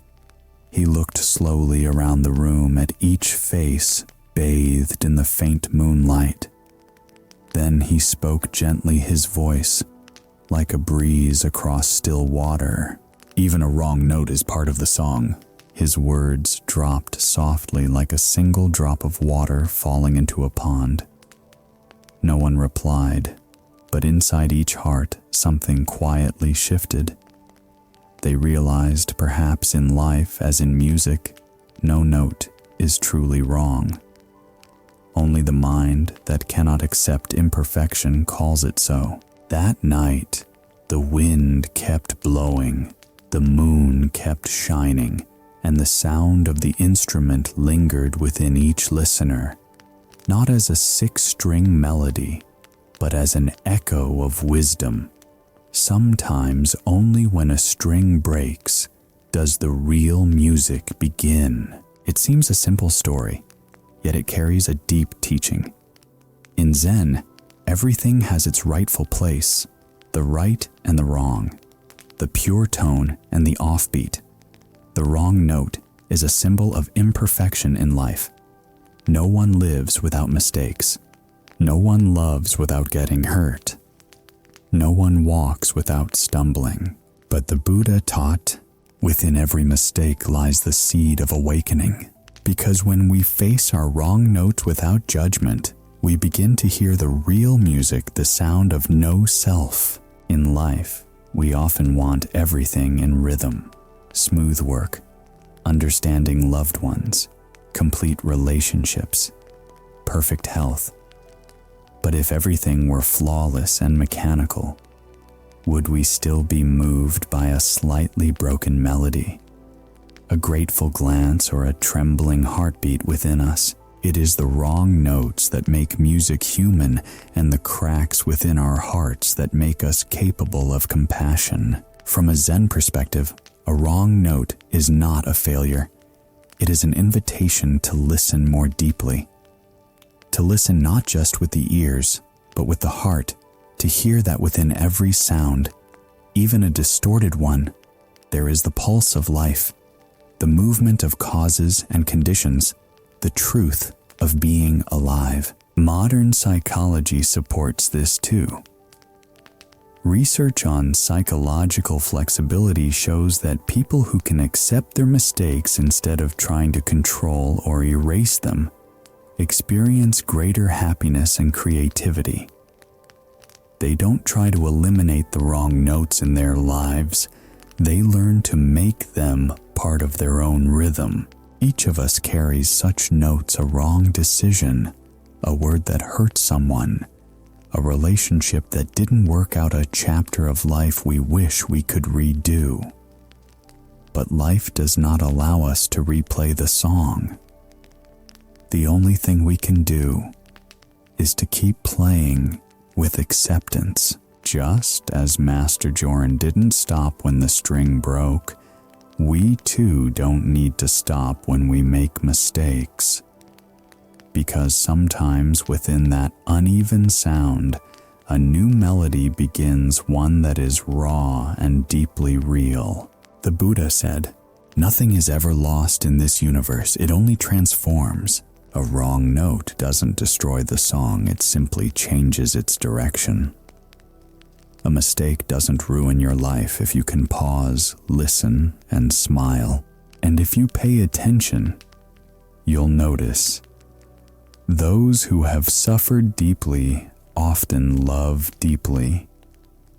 Those who have made mistakes are the ones who understand others most, because it is through their wrong notes that they have learned to hear the music of the human heart. Neuroscience also shows that when people learn to accept their mistakes, the brain releases oxytocin, the hormone of connection and empathy. So accepting imperfection doesn't make us weaker, it makes us more compassionate. Before you go to sleep tonight, sit quietly for a few minutes in the dark. Take a deep breath in and slowly exhale. Recall one wrong note from your day, perhaps something you regret, or a reaction you wish had been different. Don't judge it. Just see it as part of the greater song. Then gently say to yourself, "That sound is also me, and I'm still playing." Feel your breath flow like natural music needing no arrangement. Listen to your heartbeat, to the soft wind outside the window. That is the music of life itself. When you stop trying to make everything right, you'll find that life becomes softer. And in that letting go, the mind begins to settle sleep, arriving gently, like the sound of strings fading into the quiet night. The next morning, as mist still hung over the temple roof, a young novice named Tano walked into the Zen garden. He saw a large stone covered in mud after the night's rain. He brought out a basin of water and began to scrub, but no matter how much he washed, the stone remained dull. The master walked by and smiled. "Leave it to the rain," he said. The next day it rained again. The stone became clean and bright all on its own, and from that, another teaching emerged. Sometimes letting go allows nature to do the work far better than we ever could.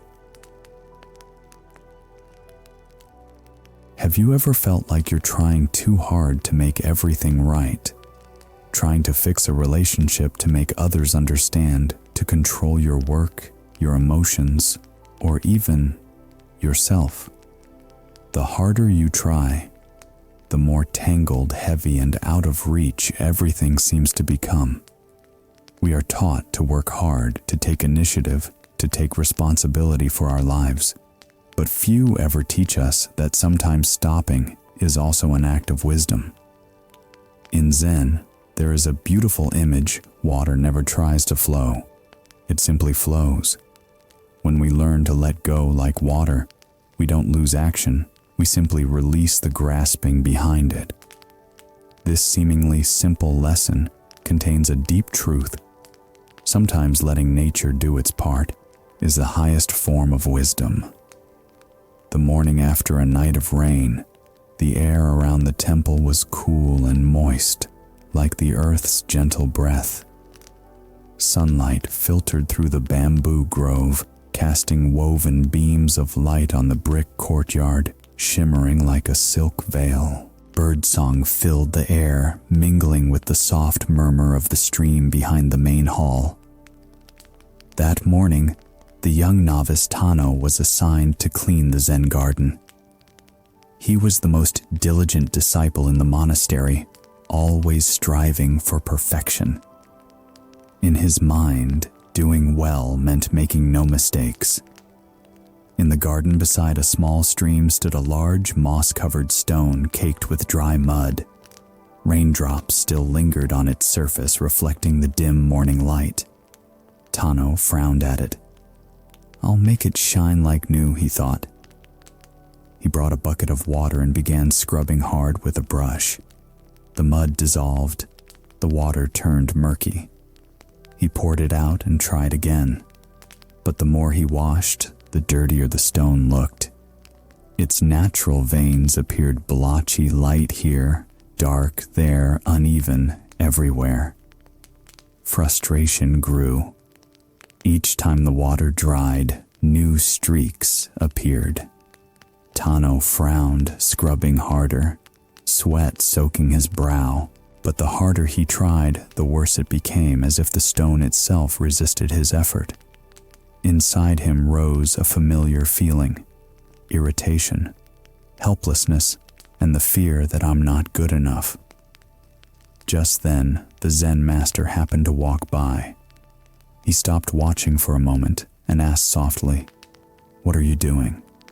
Tano bowed and replied, "Master, I'm washing this stone, but no matter how hard I try, it won't get clean." The master looked up at the sky where the sun was breaking through after the rain. After a pause, he said, "Leave it to the rain." Tano blinked in surprise. "But master, if I leave it like this, it will get even dirtier." The teacher only smiled and walked away. That night it rained again. The rain fell calmly, steadily, like the earth breathing.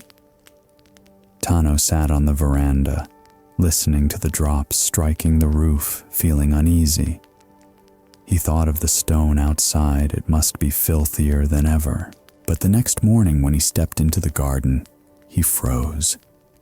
The stone lay under the sunlight gleaming, the mud moss and the harsh scrubbing marks gone. The rain had washed it all away gently, completely, as if no one had ever touched it. He stood there silently. A soft breeze carried the scent of wet bamboo and earth. And in that moment, Tano understood the rain did not try, did not force, did not strive to make it clean. It simply fell, flowed, and completed its task in the most natural way. He bowed his head and whispered, his voice blending with the murmur of the stream. "Sometimes all I need to do is step aside and let nature do what I've been forcing for too long." That morning, Tano didn't clean another stone. He simply sat still, watching the sunlight shimmer on the wet surface, where the rain had left behind a lesson about letting go and stillness. In Zen, this story symbolizes the art of non-striving. Human beings fear letting go because they think if they stop doing, everything will fall apart. But in truth, letting go is not giving up. It is returning the flow of life to its natural order, what the Buddha called dependent origination. All things arise through conditions. When causes are present, effects appear. When causes fade, effects dissolve. Yet the ordinary mind always tries to force the result to come sooner or to keep it longer. The novice scrubbing the stone represents the perfectionist mind, the mind that needs control, that believes if I don't do it, it won't happen. But the rain, the symbol of natural dharma, accomplishes what human effort cannot without struggle. In Buddhism, there is a concept called wu-wei non-action. It doesn't mean doing nothing but acting without attachment. Wu-wei is when the mind is free from the pressure of outcomes, when action flows as naturally as breathing, as effortlessly as water running downstream. In modern psychology, this is called the flow state, the moment when one becomes one with what they are doing. There is no I am doing no. I must succeed, only full presence in the moment. The more we try to control the flow, the more it breaks. The more we release, the smoother it moves. Letting go is not neglect. It is trusting the intelligence of causes and conditions. Just as rain knows when to fall, trees know when to bloom, and the heart knows when to rest. In life, we all have dirty stones. We keep trying to wash a relationship. We can't release a person who doesn't understand us, a past mistake we want to erase, or a sadness we long to forget. The more we scrub, the murkier the water becomes. The more we explain, the further others drift. The more we control, the less free we feel. Sometimes what's needed isn't more effort, but stillness. So the rain can do its work. The rain here represents life's natural current time causes and the healing process we cannot rush.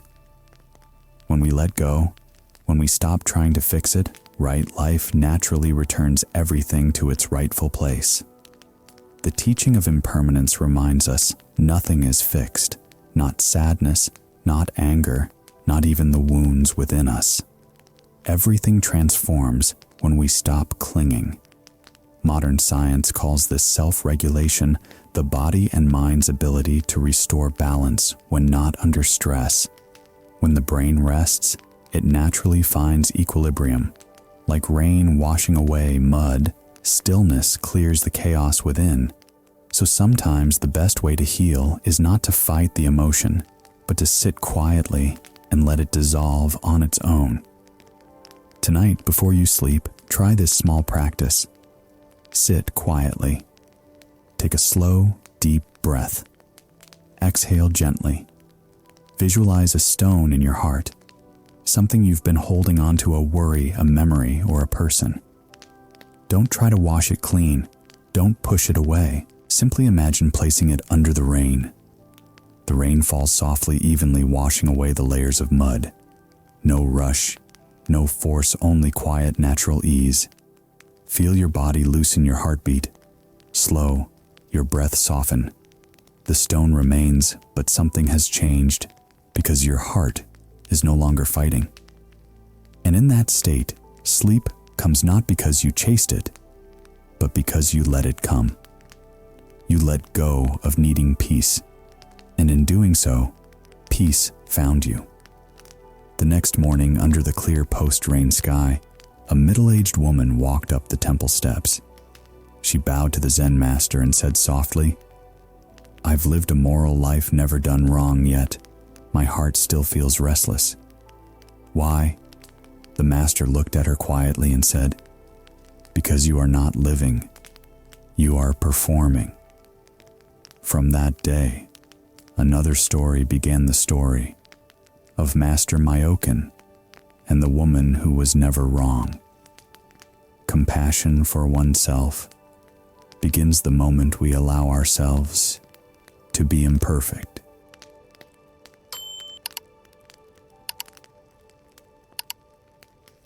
There are people who spend their whole lives trying to live right, right in their conduct, right in their words, right by every standard. They uphold morality, do good deeds, and treat everyone with kindness. Yet strangely, the more they try to live righteously, the more exhausted they become. The stricter they are with themselves, the more restless their hearts grow. Have you ever asked yourself, why am I doing my best to be good yet still not at peace? We tend to believe that being moral is enough, but if our morality is built on the fear of being judged, then it's no longer morality, it's a performance of the ego. Many people try so hard to be good that they forget to be real. They don't allow themselves to feel anger or sadness, or even to say I'm tired because they fear disappointing others. They forget that true virtue doesn't lie behind a mask of perfection, but in the honesty of the heart. The temple sat on a mountain slope, hidden deep within an old maple forest. Each afternoon, sunlight filtered through the leaves, scattering golden dust, like time moving slowly. The wind drifted across the old roof tiles, carrying the faint scent of morning incense. Her name was Sayori, a laywoman respected throughout the region for her devotion and virtue. She never missed a single chant, never spoke out of turn, and always helped the poor in her village. Everyone called her the model of a virtuous woman, gentle, proper, flawless. But deep within her, there was a silence she couldn't name. Every night she meditated, yet instead of peace, her mind grew more agitated. Thoughts spun endlessly. Did I do something wrong? Am I not good enough? And each morning she tried harder, forcing a smile, though weary, holding back tears.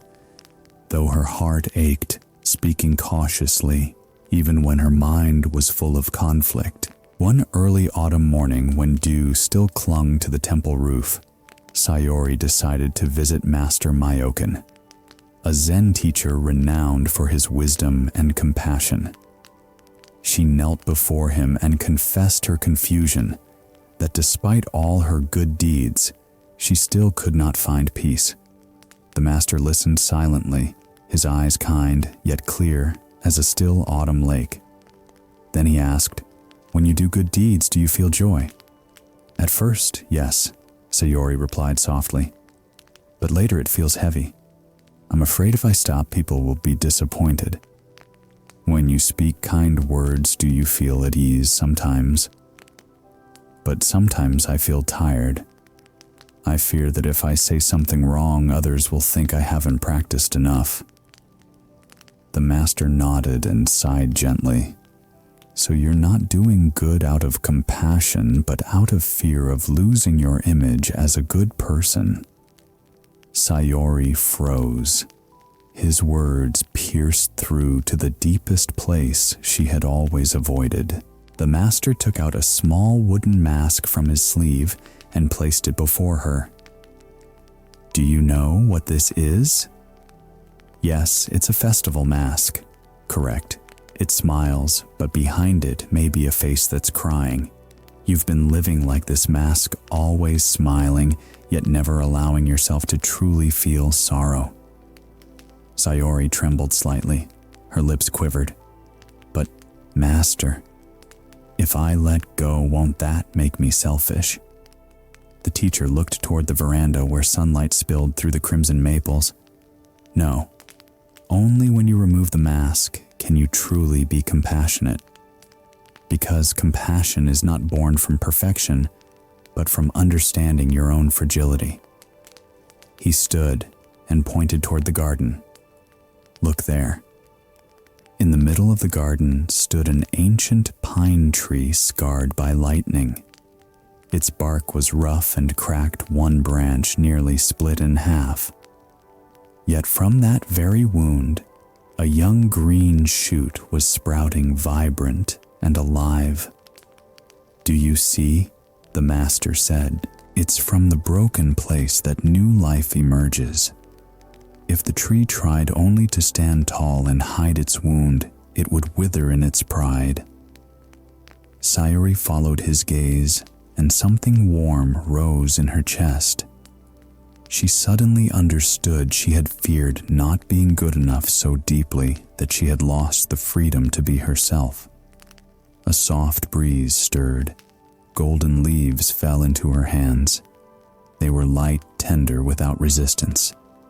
And in that moment, tears rolled down her cheeks, not from guilt, but from release.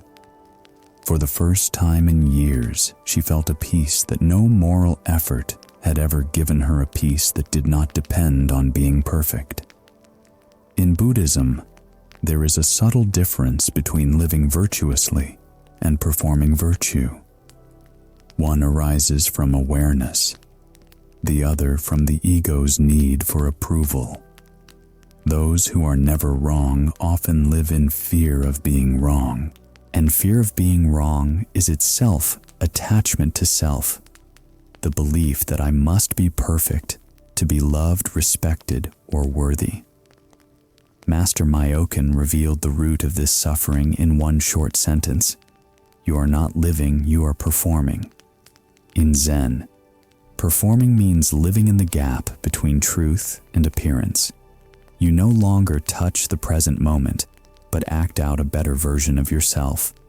Like the pine tree, if you hide your wound, you lose the ability to grow. The Buddha once said, "No one attains enlightenment by denying their humanity. Enlightenment is not becoming perfect, it is seeing your imperfection without judgment." When you allow yourself to be wrong, you learn humility. When you accept your limits, you can love others more completely. In modern psychology, this is called self-compassion. Professor Kristen Neff once said, "Self-compassion doesn't make us weak. It gives us the strength to change." When we dare to admit we are not perfect, we don't collapse. We become more human, more real. If you find yourself always trying to do right, always afraid of being wrong, pause for a moment and ask, am I living truthfully, or am I acting out the role of a good person? Sometimes anger or vulnerability is not wrong. It's simply the human voice asking to be heard. If you keep running from your emotions, you abandon yourself. Compassion for oneself begins with the permission to be imperfect. Only when we understand our own darkness can we see others in the light of non-judgment. In Zen, there is a saying, when you understand your own pain, you stop causing pain to others. That's not abstract philosophy, it's real life. Each time you embrace your flaws without judgment, the tension in your brain begins to ease. A Stanford University study found that when people practice self-compassion activity in the brain regions linked to fear and self-criticism decreases, while areas related to peace and balance grow stronger. This is the path the Buddha taught, not the pursuit of perfection, but the discovery of authenticity. Tonight before you sleep, try a simple meditation. Close your eyes, take a deep breath in, and exhale slowly. Think of something you did that still haunts you. Don't run from it. Don't justify it. Simply whisper to yourself, I allow myself to be wrong, so I can learn to love more deeply. Feel the breath moving through your chest as gently as water washing dust from a stone. Don't force forgiveness. Don't force letting go.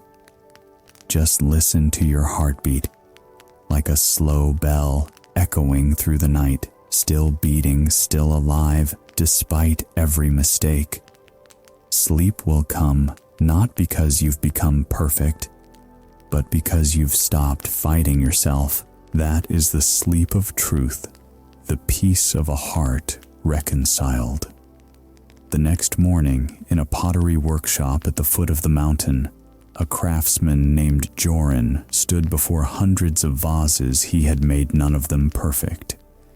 He was about to smash them all when a monk walked in, poured tea into the most misshapen one, and said, "The tea is still fragrant." The crooked pot doesn't change that. And with that simple line, a new lesson began. It is the mind that needs shaping, not the form outside. And so the next story unfolds. Have you ever looked at a crack, a flaw, or a mistake in your life and felt ashamed? We often fear what is imperfect. A tiny chip on a cup, a wrinkle on the face, or a failure in the past can all make us think I'm not good enough. Since childhood, we've been taught to make things beautiful, right, perfect. Yet the more we chase perfection, the farther we drift from peace. Because when the mind only sees what needs fixing, it loses the ability to love what already is. Some people spend their entire lives polishing themselves, but the more they polish, the rougher they feel inside. They don't realize that sometimes the curve of a flawed vase is the very place where light reflects most beautifully. Jorn was a renowned potter in his village. For over 30 years, he dedicated his life to finding what he called the perfect vase. Every morning, as the fog still rested on the rooftops and the kiln remained warm from the night before, he would light the fire, knead the clay, and shape each curve with all his focus. His hands grew calloused, his eyes dimmed with age, yet his heart clung to one desire to create a flawless work. He adjusted every tiny detail, the curve, the lip, the base. But each time he examined his finished piece, his gaze clouded, crooked again. Not even he muttered softly. He set it aside and began anew. Days turned into months, months into years. The 100th vase, the 200th, the 300th, none satisfied him. Jorn's workshop slowly became a storeroom of failures, vases slightly uneven at the rim, some with fine cracks, others simply not beautiful enough by his standards. They sat covered in dust, silent witnesses to a lifetime spent chasing perfection. One winter morning, as snow blanketed the roof tiles, Jorn sat by the fire, looked around the quiet workshop, and sighed, his voice hoarse. Perhaps I should smash them all. Just then, a Zen master passing by stopped at the doorway. He looked around at the hundreds of dusty vases and asked, "What will you do with them?" Jorn bowed his head and replied softly, "Master, none of them are beautiful enough. I have failed." The Zen master stood silently for a moment. Then he walked over, chose the most misshapen vase and placed it on the table. It leaned heavily to one side, its rim chipped. But instead of judging it, the master simply poured tea into it. The sound of tea flowing filled the quiet space. A wisp of steam rose, merging with the pale morning light. He lifted the cup, took a sip, and said softly, "The tea is still fragrant. The crooked pot does not change that." Jorn looked up astonished. The master met his eyes and spoke gently like a spring breeze. "You've shaped clay with your hands, but you've forgotten to shape your heart with your breath. When the mind only seeks perfection, it will see only flaws. But when the mind pauses, it will see that even imperfection holds the beauty of nature." The master placed the pot back on the table, bowed slightly, and left. Jorn sat in silence. Outside, snow began to fall again, slowly melting the moment it touched the ground. He looked around the workshop, rows of vases quiet, as if they were telling his story back to him. His eyes rested on the crooked pot the master had used. A little tea still glimmered inside, reflecting the flicker of the fire. And for the first time in his life, Jorn found it beautiful. Not because it was perfect, but because it was full. and he realized the value of a pot is not in its shape, but in its capacity to hold. Just like people, only when we let go of the need to be perfect can we be truly whole. This simple story carries a profound teaching about non-self and impermanence. We humans tend to judge everything by appearance, by standards, by form. We think something only has value when it's beautiful, right, or perfect. But in the Buddha's teaching, imperfection itself is the gateway to wisdom. A crooked pot reminds us that all things are impermanent. If everything were perfect, life would be rigid and lifeless like stone. It is precisely the flaw that gives life its breath. The Buddha said, "He who sees completeness within imperfection, that one has entered the path." In Japan, the Zen master of Kintsugi taught his students, "When a pot breaks, they do not seal it with cement. They mend it with gold. Those golden cracks don't hide the damage. They honor it. Because every crack is a story, a record of life itself. The heart is the same. Our wounds, mistakes, and sorrows are not things to hide, but soft soil where the seed of compassion can grow. If we only focus on outward form, we forget what truly matters. The pot does not create the fragrance of tea, the heart does. In modern psychology, this is called the perfectionism trap. When the mind is obsessed with being right, beautiful, or better than others, the brain activates regions of anxiety and comparison. We lose our joy in creation, our capacity for self-love. Like Joran, the more he shaped his pots, the more bent his heart became. But when we learn to embrace life's unevenness, the brain releases more dopamine, the hormone of peace and contentment. That's why those who can see beauty in imperfection often have calmer, gentler souls than those who demand perfection. Every one of us is a crooked pot. Some are misshapen by childhood wounds, some by loss, some by self-doubt.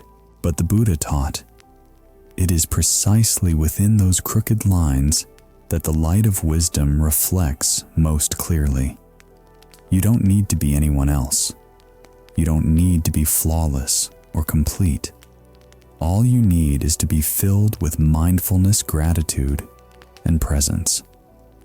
If you can drink a cup of tea without judging the cup, you are practicing Zen. If you can see another person without labeling them good or bad, you are walking the path. When the mind stops wanting to fix everything, life naturally finds its balance, just like a river flowing among uneven stones. The water doesn't stop to reshape the rocks. It simply flows around them, embraces them, and continues on. That is the art of Zen living, not to remove imperfection, but to see completeness within it. Tonight, before you sleep, remember the crooked pot. Don't force your mind to be calm. Don't try to meditate well. Just sit quietly for a moment. Inhale deeply. Exhale slowly. As you breathe in, think, I allow myself to be imperfect. As you breathe out, smile gently. Because even imperfection is a shape of life. If you are weary because life hasn't gone as planned, imagine each breath as warm tea being poured into the vessel of your heart. Even if that vessel is cracked or misshapen, the tea remains fragrant and the warmth still spreads. Sleep will come softly, like falling snow, not because you tried, but because you stopped resisting yourself. The next morning in the temple courtyard, a young novice was sweeping leaves. He swept and swept, but the wind kept blowing and leaves kept falling. Frustrated, he frowned. The Zen master passed by and smiled. When you stop trying to control the wind, only then will you see the courtyard as clean. And so the next story begins. Have you ever felt exhausted simply because you wanted everything to be perfect? We want our work to be flawless, our loved ones to fully understand us, our mind to always stay calm. Yet the more we want that calmness, the more restless we become. Because perfection is not peace. It's a trap built by the mind that wants to control everything. In Zen, there is a paradox. The more you try to make everything still, the more agitated the mind becomes. The more you try to control life, the farther it slips from your grasp. It's like a pond. If you stir it to make the water clear, it only becomes murkier. Only when you stop stirring does the water naturally settle and clarity appears. On a mist-covered mountainside, there stood an old temple among deep green pines. There lived Zen Master Cairo, known throughout the region not for his profound lectures, but for his calm smile and slow, steady walk, as if nothing in life could ever make him hurry. Each morning, the temple bell echoed through the valley. Under the eaves, his students began their day with simple tasks: sweeping the yard, fetching water, cooking rice, chopping wood. Cairo often said, "He who sees the way in small things will understand the universe." Among his disciples was one particularly diligent student, skillful, precise, and meticulous in everything he did. Everyone called him the perfect student. He swept the courtyard 3 times a day. Not a single leaf or speck of dust escaped his notice. When sunlight hit the bricks, the courtyard gleamed so clean that it reflected his face. Anyone passing by would exclaim, "Your courtyard is the cleanest in the whole temple." One morning, when dew still clung to the bamboo leaves, Master Cairo approached, holding an old bamboo broom. He handed it to the student and said, "Today, sweep this courtyard until it is perfectly clean as it can possibly be." The student's heart filled with joy. He saw it as a test, a chance to prove his dedication. He began sweeping before sunrise while the air was still cool and damp. He gathered every fallen leaf, brushed every corner. When the ground finally looked smooth and spotless, he smiled in satisfaction. But just then, a gentle breeze blew through. A few golden leaves swirled and landed right in the middle of the courtyard. He quickly picked up the broom and swept again. But before long, another gust came, more leaves fell. He kept sweeping, and the wind kept blowing. Over and over until the sun climbed high. Sweat soaked his back, and his arms trembled from fatigue. By evening, as the sunlight faded on the temple steps, he collapsed beneath a tree. Sighing in frustration, I tried my best, but the wind keeps undoing everything. Master Cairo walked over his prayer beads gliding through his fingers. He looked at the young man with gentle eyes and asked softly, "You're tired, aren't you?" "Yes, Master," the student replied. "I only wanted the courtyard to stay clean, but the wind won't stop dropping leaves." The master smiled, calm, his gaze as deep as a still pond. "As long as the wind keeps blowing," he said, "you must learn to release your need to control." The student frowned slightly. "But Master, I only wanted to do better." Cairo nodded slowly. "And yet by trying to keep the courtyard always clean, you were fighting against nature, against the wind, the leaves, and the rhythm of life itself. You thought you were doing what's right, but in truth, you were wrestling with what cannot be held." He pointed toward the courtyard. "A clean courtyard is not a place without leaves. It's a place where your heart no longer resents the falling of leaves." The student fell silent. He looked around, The leaves still fell. The wind still blew. Nothing had changed except his heart. A quiet relief spread through him, as if a heavy burden had been lifted. He took a deep breath. The evening wind rose again, carrying the scent of dry leaves and damp earth. But this time, instead of frowning, he smiled softly. He felt the cool air, heard the whisper of rustling leaves, and in that moment, the courtyard seemed cleaner than ever. Not because no leaves remained, but because in his heart, none had fallen. In Buddhist teaching, there is a concept called the controlling mind. It is the ego's desire to control everything, time, emotions, other people, even itself.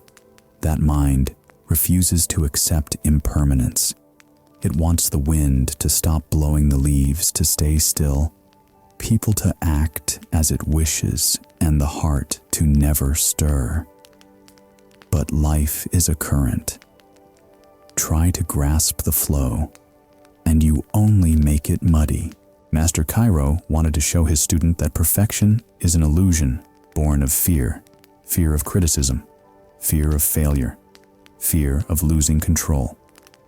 The more we fear, the more we try to control, and the more we control, the more we suffer. In Zen, one does not try to make the mind pure, one simply observes it. Like the student watching the leaves fall without anger, without effort. In that moment, he entered meditation. The Buddha once said, "The wise do not bend the river to their will, they learn to flow with it." In the same way, when we realize that life doesn't need to be swept clean, but simply seen as it is, we begin to touch true freedom. Modern psychology has discovered a similar truth. Researchers at Harvard University call it the paradox of control.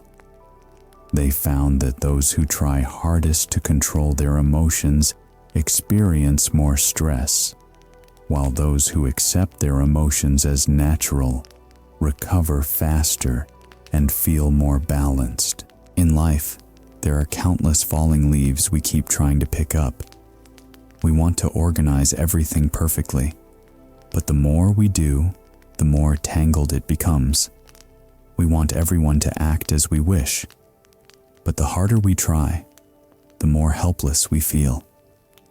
The truth is, the wind will still blow, the leaves will still fall, and people will still be different from us. All we can do is keep our heart from being swept away with the wind. When you sweep your house, leaves may still blow back in. When you clear your mind, new worries may still arise. But if you learn to sweep with a peaceful heart rather than a controlling one, you've already stepped into a deeper stage of practice. In the Dharma, this is called action without attachment, doing, without clinging to results. Serenity doesn't come from keeping the courtyard clean, but from letting go of the need to keep it clean forever. Now think about yourself.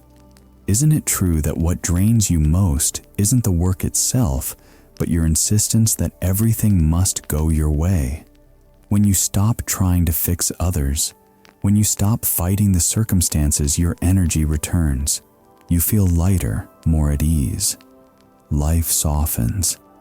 A small study by the American Institute of Psychology found that people who let go of control had cortisol levels, the stress hormone, 25% lower than those who tried to control everything. That means freedom doesn't come from mastering others, but from realizing you no longer need to control. Tonight, before you sleep, try this simple meditation. Imagine that within you lies a courtyard, a space where each day leaves of worry, anger, and desire continue to fall.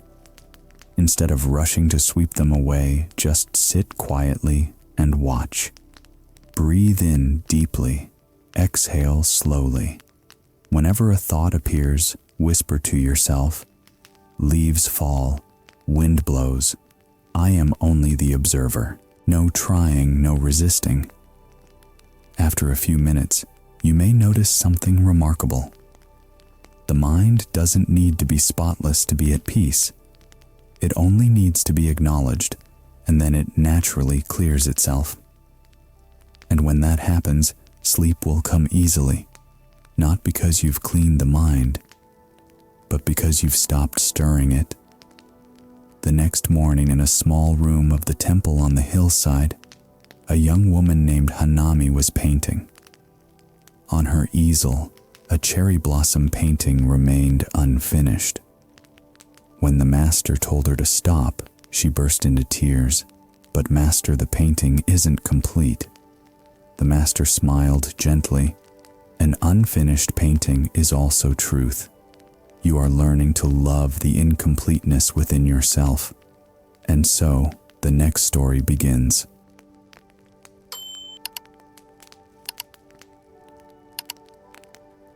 Have you ever found yourself unable to stop working on something because a voice inside keeps saying, "It's not perfect yet"? We edit a letter, a plan, a painting over and over again, never feeling finished, always thinking, "It's not good enough."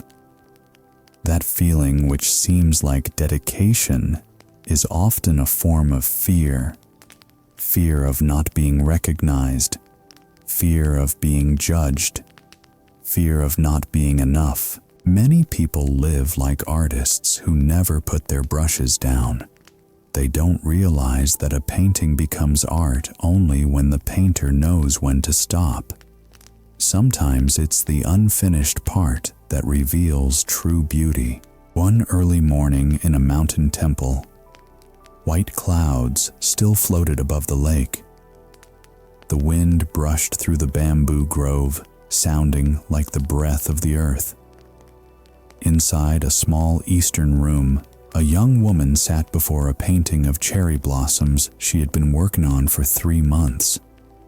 The colors were balanced, the lines delicate, yet her heart still felt incomplete. She lowered her head, gripping her brush tightly, thinking, "If I add a bit here and fix a little there, the painting will finally be perfect." She didn't realize that in that very moment, beauty was already fading not from the canvas, but from her heart. Her name was Hanami, the temple's painter. Since childhood, she had been famous throughout the region for her talent. Her brush strokes could make petals seem to flutter and sunlight seem to breathe. People admired her, praised her, and Hanami grew up with a silent vow to paint perfectly so as not to disappoint anyone. When she entered the temple, she was assigned to paint a mural in the meditation hall, a scene of cherry blossoms blooming in spring, a symbol of impermanence and the fragile beauty of life. She painted every day from dawn until the moon rose above the ancient roof tiles. Every petal, every leaf received her full attention and relentless precision, as if she could hold perfection still with her brush. Her teacher, an old Zen master, often stood quietly outside the veranda, listening to the sound of her brush gliding across the wall like wind through bamboo.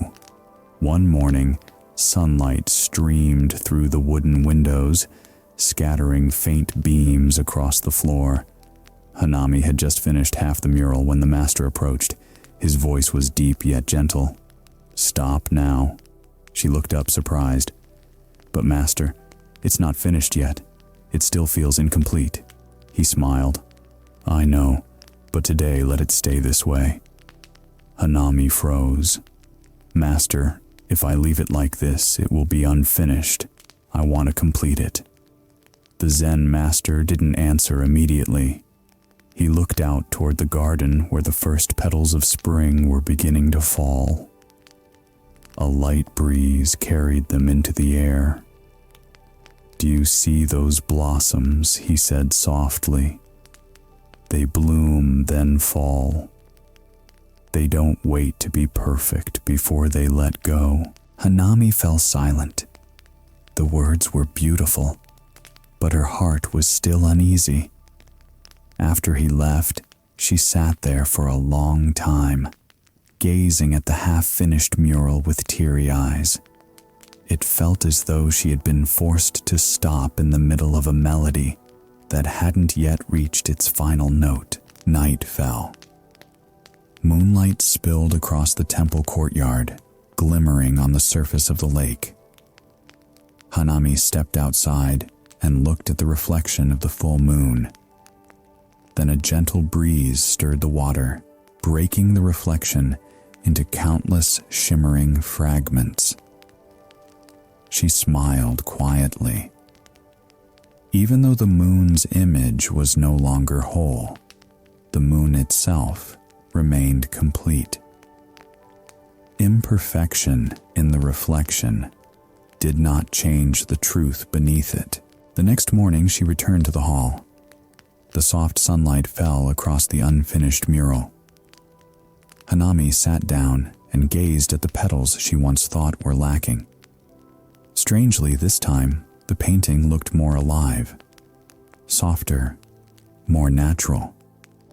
In its incompleteness, she could feel the breath of life itself.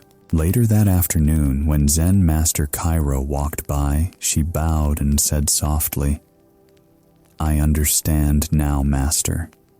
He stopped smiling kindly. An unfinished painting is also true.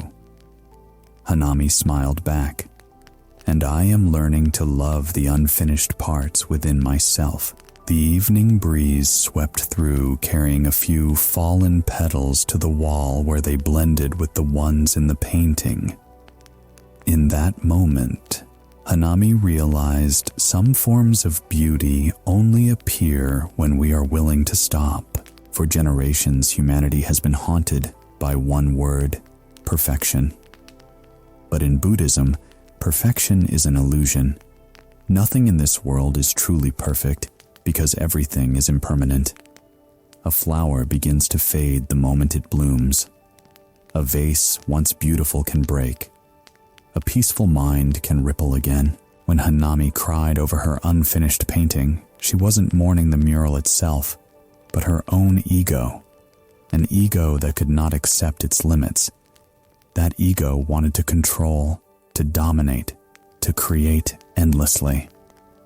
But Zen teaches, when one tries to hold everything, they lose the life flowing through their hands. The Buddha said in the Samyukta Agama, "Those who cling to form will suffer when form changes.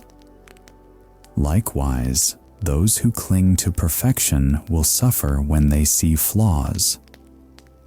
The wise do not try to fix life to make it flawless, they learn to love it as it is." In Japanese Zen, there is a concept called wabi-sabi, the beauty of imperfection. A cracked vase, an unfinished painting, a drop of tea spilled on the table, all hold their own quiet beauty. Because they are real, and only what is real can touch the human heart. Modern psychology reaches a similar truth. Studies on perfectionism show that those who constantly chase perfection often experience anxiety, insomnia, and low self-worth. In contrast, people who accept mistakes and say, "It's okay to be imperfect," tend to be happier, more creative, and freer. From Hanami's story, we learn that not only art, but life itself is an unfinished painting. None of us are complete. We are all still learning painting, adding and erasing day by day.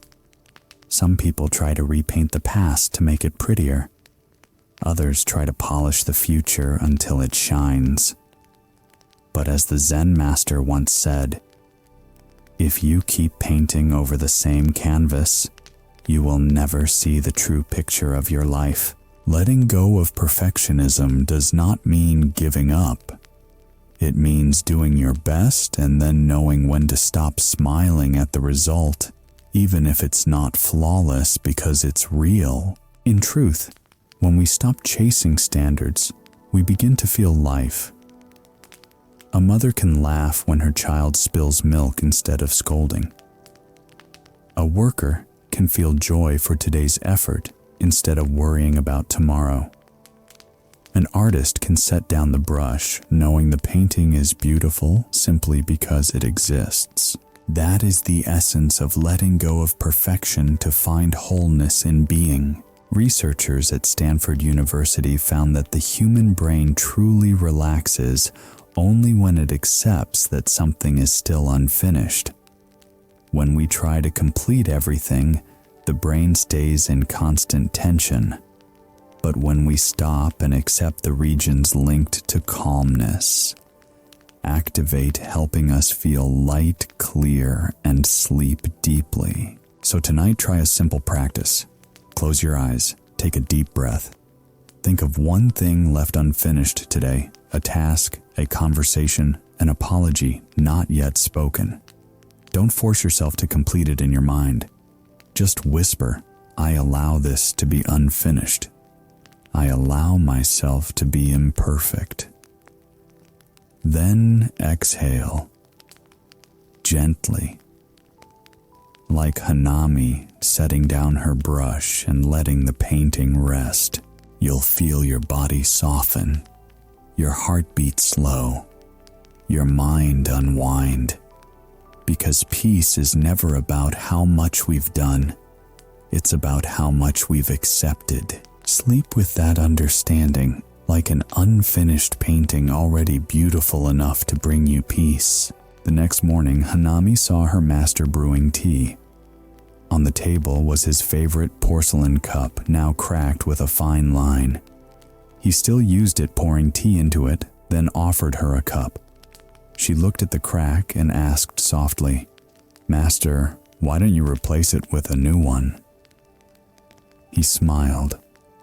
When we accept the crack, the tea tastes sweeter, and thus the next chapter began. Morning at the temple. The mist still lingers softly on the tips of the pines. The sound of the meditation bell drifts through the air, fading gently like a calm breath. On the veranda sits an old teacup, a thin crack running along its body like a vein of time.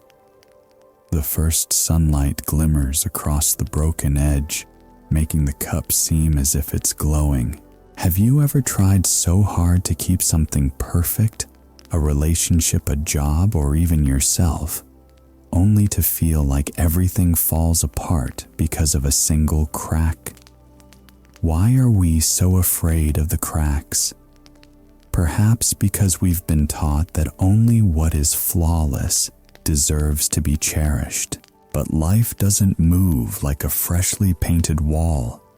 It flows like water, always changing, always wearing down, always bearing the marks of time. And sometimes those very cracks are where the light slips in. Long ago, in a small Zen monastery, hidden deep in the mountains, there lived a teacher known for his virtue and meticulous care. He lived simply owning little, yet everything around him was treated as if it had its own spirit. The broom, the oil lamp, the mat, the teacup. Each object was cleaned and placed with quiet reverence. For him, tending to things was also a form of meditation, a way to honor life itself through every breath.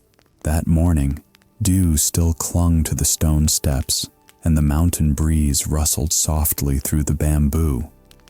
The master sat on the veranda, preparing to brew tea for the morning meditation. On the old wooden table sat his favorite cup, a gift from a lifelong friend many years ago. The early light reflected off its ivory glaze, wrapping it in a faint, warm shimmer. He lifted the teapot and poured. Steam rose, carrying the fragrance of calm. Then a small sound, a tiny crack, delicate as a heartbeat breaking. He stopped. A thin fracture ran down the cup's side like a streak of lightning across stillness. A drop of tea seeped through and spread faintly on the wood. The young disciple nearby froze. He thought the master would be sad, for that cup was sacred to him. But the master simply looked at it for a long time, eyes as deep and still as a lake after rain. He gently placed his hand on the cracked surface, as if comforting a living being in pain. From that day on, the cracked cup was never thrown away. Every morning the master still used it to pour tea. The warm tea flowed through the crack, releasing a subtle fragrance across the veranda. One day, the disciple finally asked Master, "Why don't you replace it? It's broken." The Zen master smiled softly. He turned the cup slightly so that sunlight passed through the thin crack, creating a shimmer of light. Then he said, "Because of the crack, today's tea tastes sweeter." The disciple fell silent. In that instant, he understood the crack didn't ruin the cup.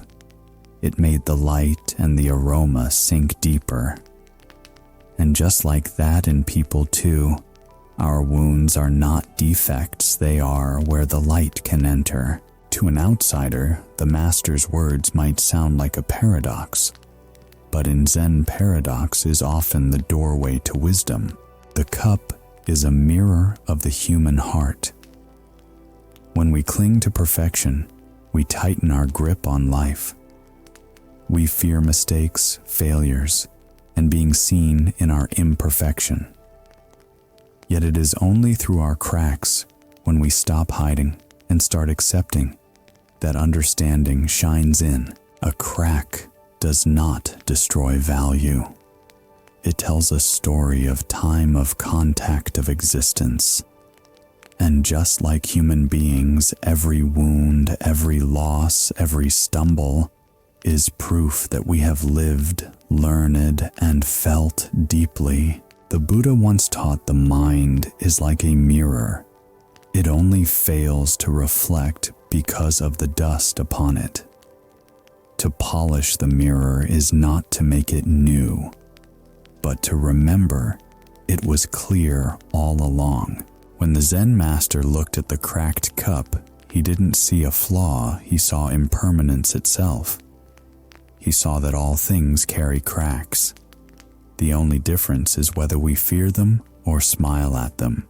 How many times have you wanted to throw yourself away because of one mistake?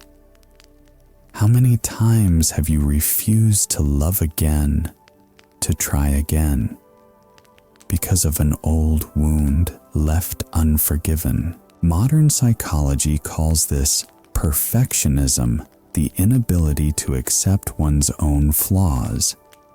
But the more we chase perfection, the emptier we feel, because the self we're trying to protect is no longer real. A Harvard study once found that people who can view failure with compassion without denial or blame recover emotionally 3 times faster than those who strive to appear perfect. Acceptance of our cracks, then, is the first step toward healing. In Zen, this is called self-compassion. It's not self-pity, but the ability to see your wounds, clearly understand why they exist, and hold them gently. When you stop judging yourself, you begin to truly empathize with others. Many people think spiritual practice means polishing the mind until it becomes spotless. No anger, no sadness, no scars. But that's not what Zen teaches. Zen doesn't erase emotions. It teaches us to sit with them like the master sat with his cracked cup. In mindful breathing, we see everything can break, yet we don't have to break with it. Everything can change, yet we don't have to run away. When we pour tea into a cracked cup, the tea doesn't lose its fragrance. Instead, the crack becomes part of its story. Sweet and bitter, fragile and real like life itself. If we look closely, the cracked cup teaches something profound. No crack is meaningless. A crack is where the light passes through, where life can be seen from another angle. When we stop trying to repair the past, we begin to see the beauty of imperfection. Take a moment to look within. Maybe you're carrying an old wound, a word never forgiven, a dream unfulfilled, a person long gone. Don't rush to fill it with something perfect. Sit still. Take a deep breath. Let the light touch that crack. Sometimes healing doesn't come from doing, but from stopping. Like the cup, it didn't repair itself, but it was still used, still meaningful, still full of tea, still loved. The Buddha said, mindfulness does not seek perfection. It seeks truth. When we live fully in this moment, we see that even in our incompleteness, we are whole enough to love, to breathe, to smile. Now, if you are sitting quietly, let your mind rest. Inhale, feel the breath reach deep within your chest.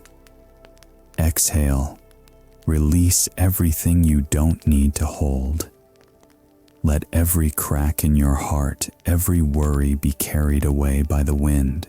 In this stillness, you will see nothing needs to be perfect to be worth living.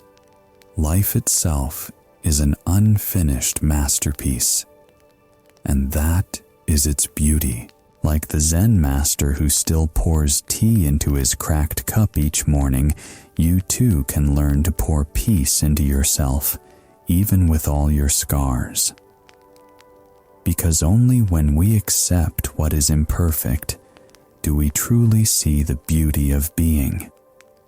And that is where freedom begins. When one lets go of the perfect self, they do not become weak, they become real. No longer striving to be right enough or approved. For in the light of the Dharma, truth and compassion walk hand in hand. When we are honest with ourselves, we open our hearts to the world. The Buddha said, no one can step into the same river twice. Everything in life is changing, including us. So stumbling being incomplete, still learning to love yourself, that is not failure. It is the path. Perfection burdens the heart. Acceptance sets it free. If today you feel imperfect, remember, with every breath, you are already moving closer to peace.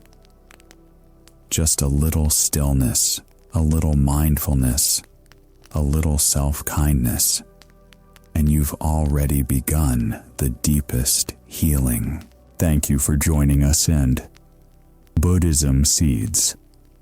In this evening meditation, if these words bring you a little more peace, please subscribe, like, share, and leave a comment below. Your words may become a seed of awakening for someone out there. Now, let the sound of the bell fade within you. Inhale deeply. Exhale slowly. Let go of every effort to be perfect and allow sleep to guide you back to the quiet place within. May you rest peacefully, deeply, gently, like a lotus closing its petals for the night.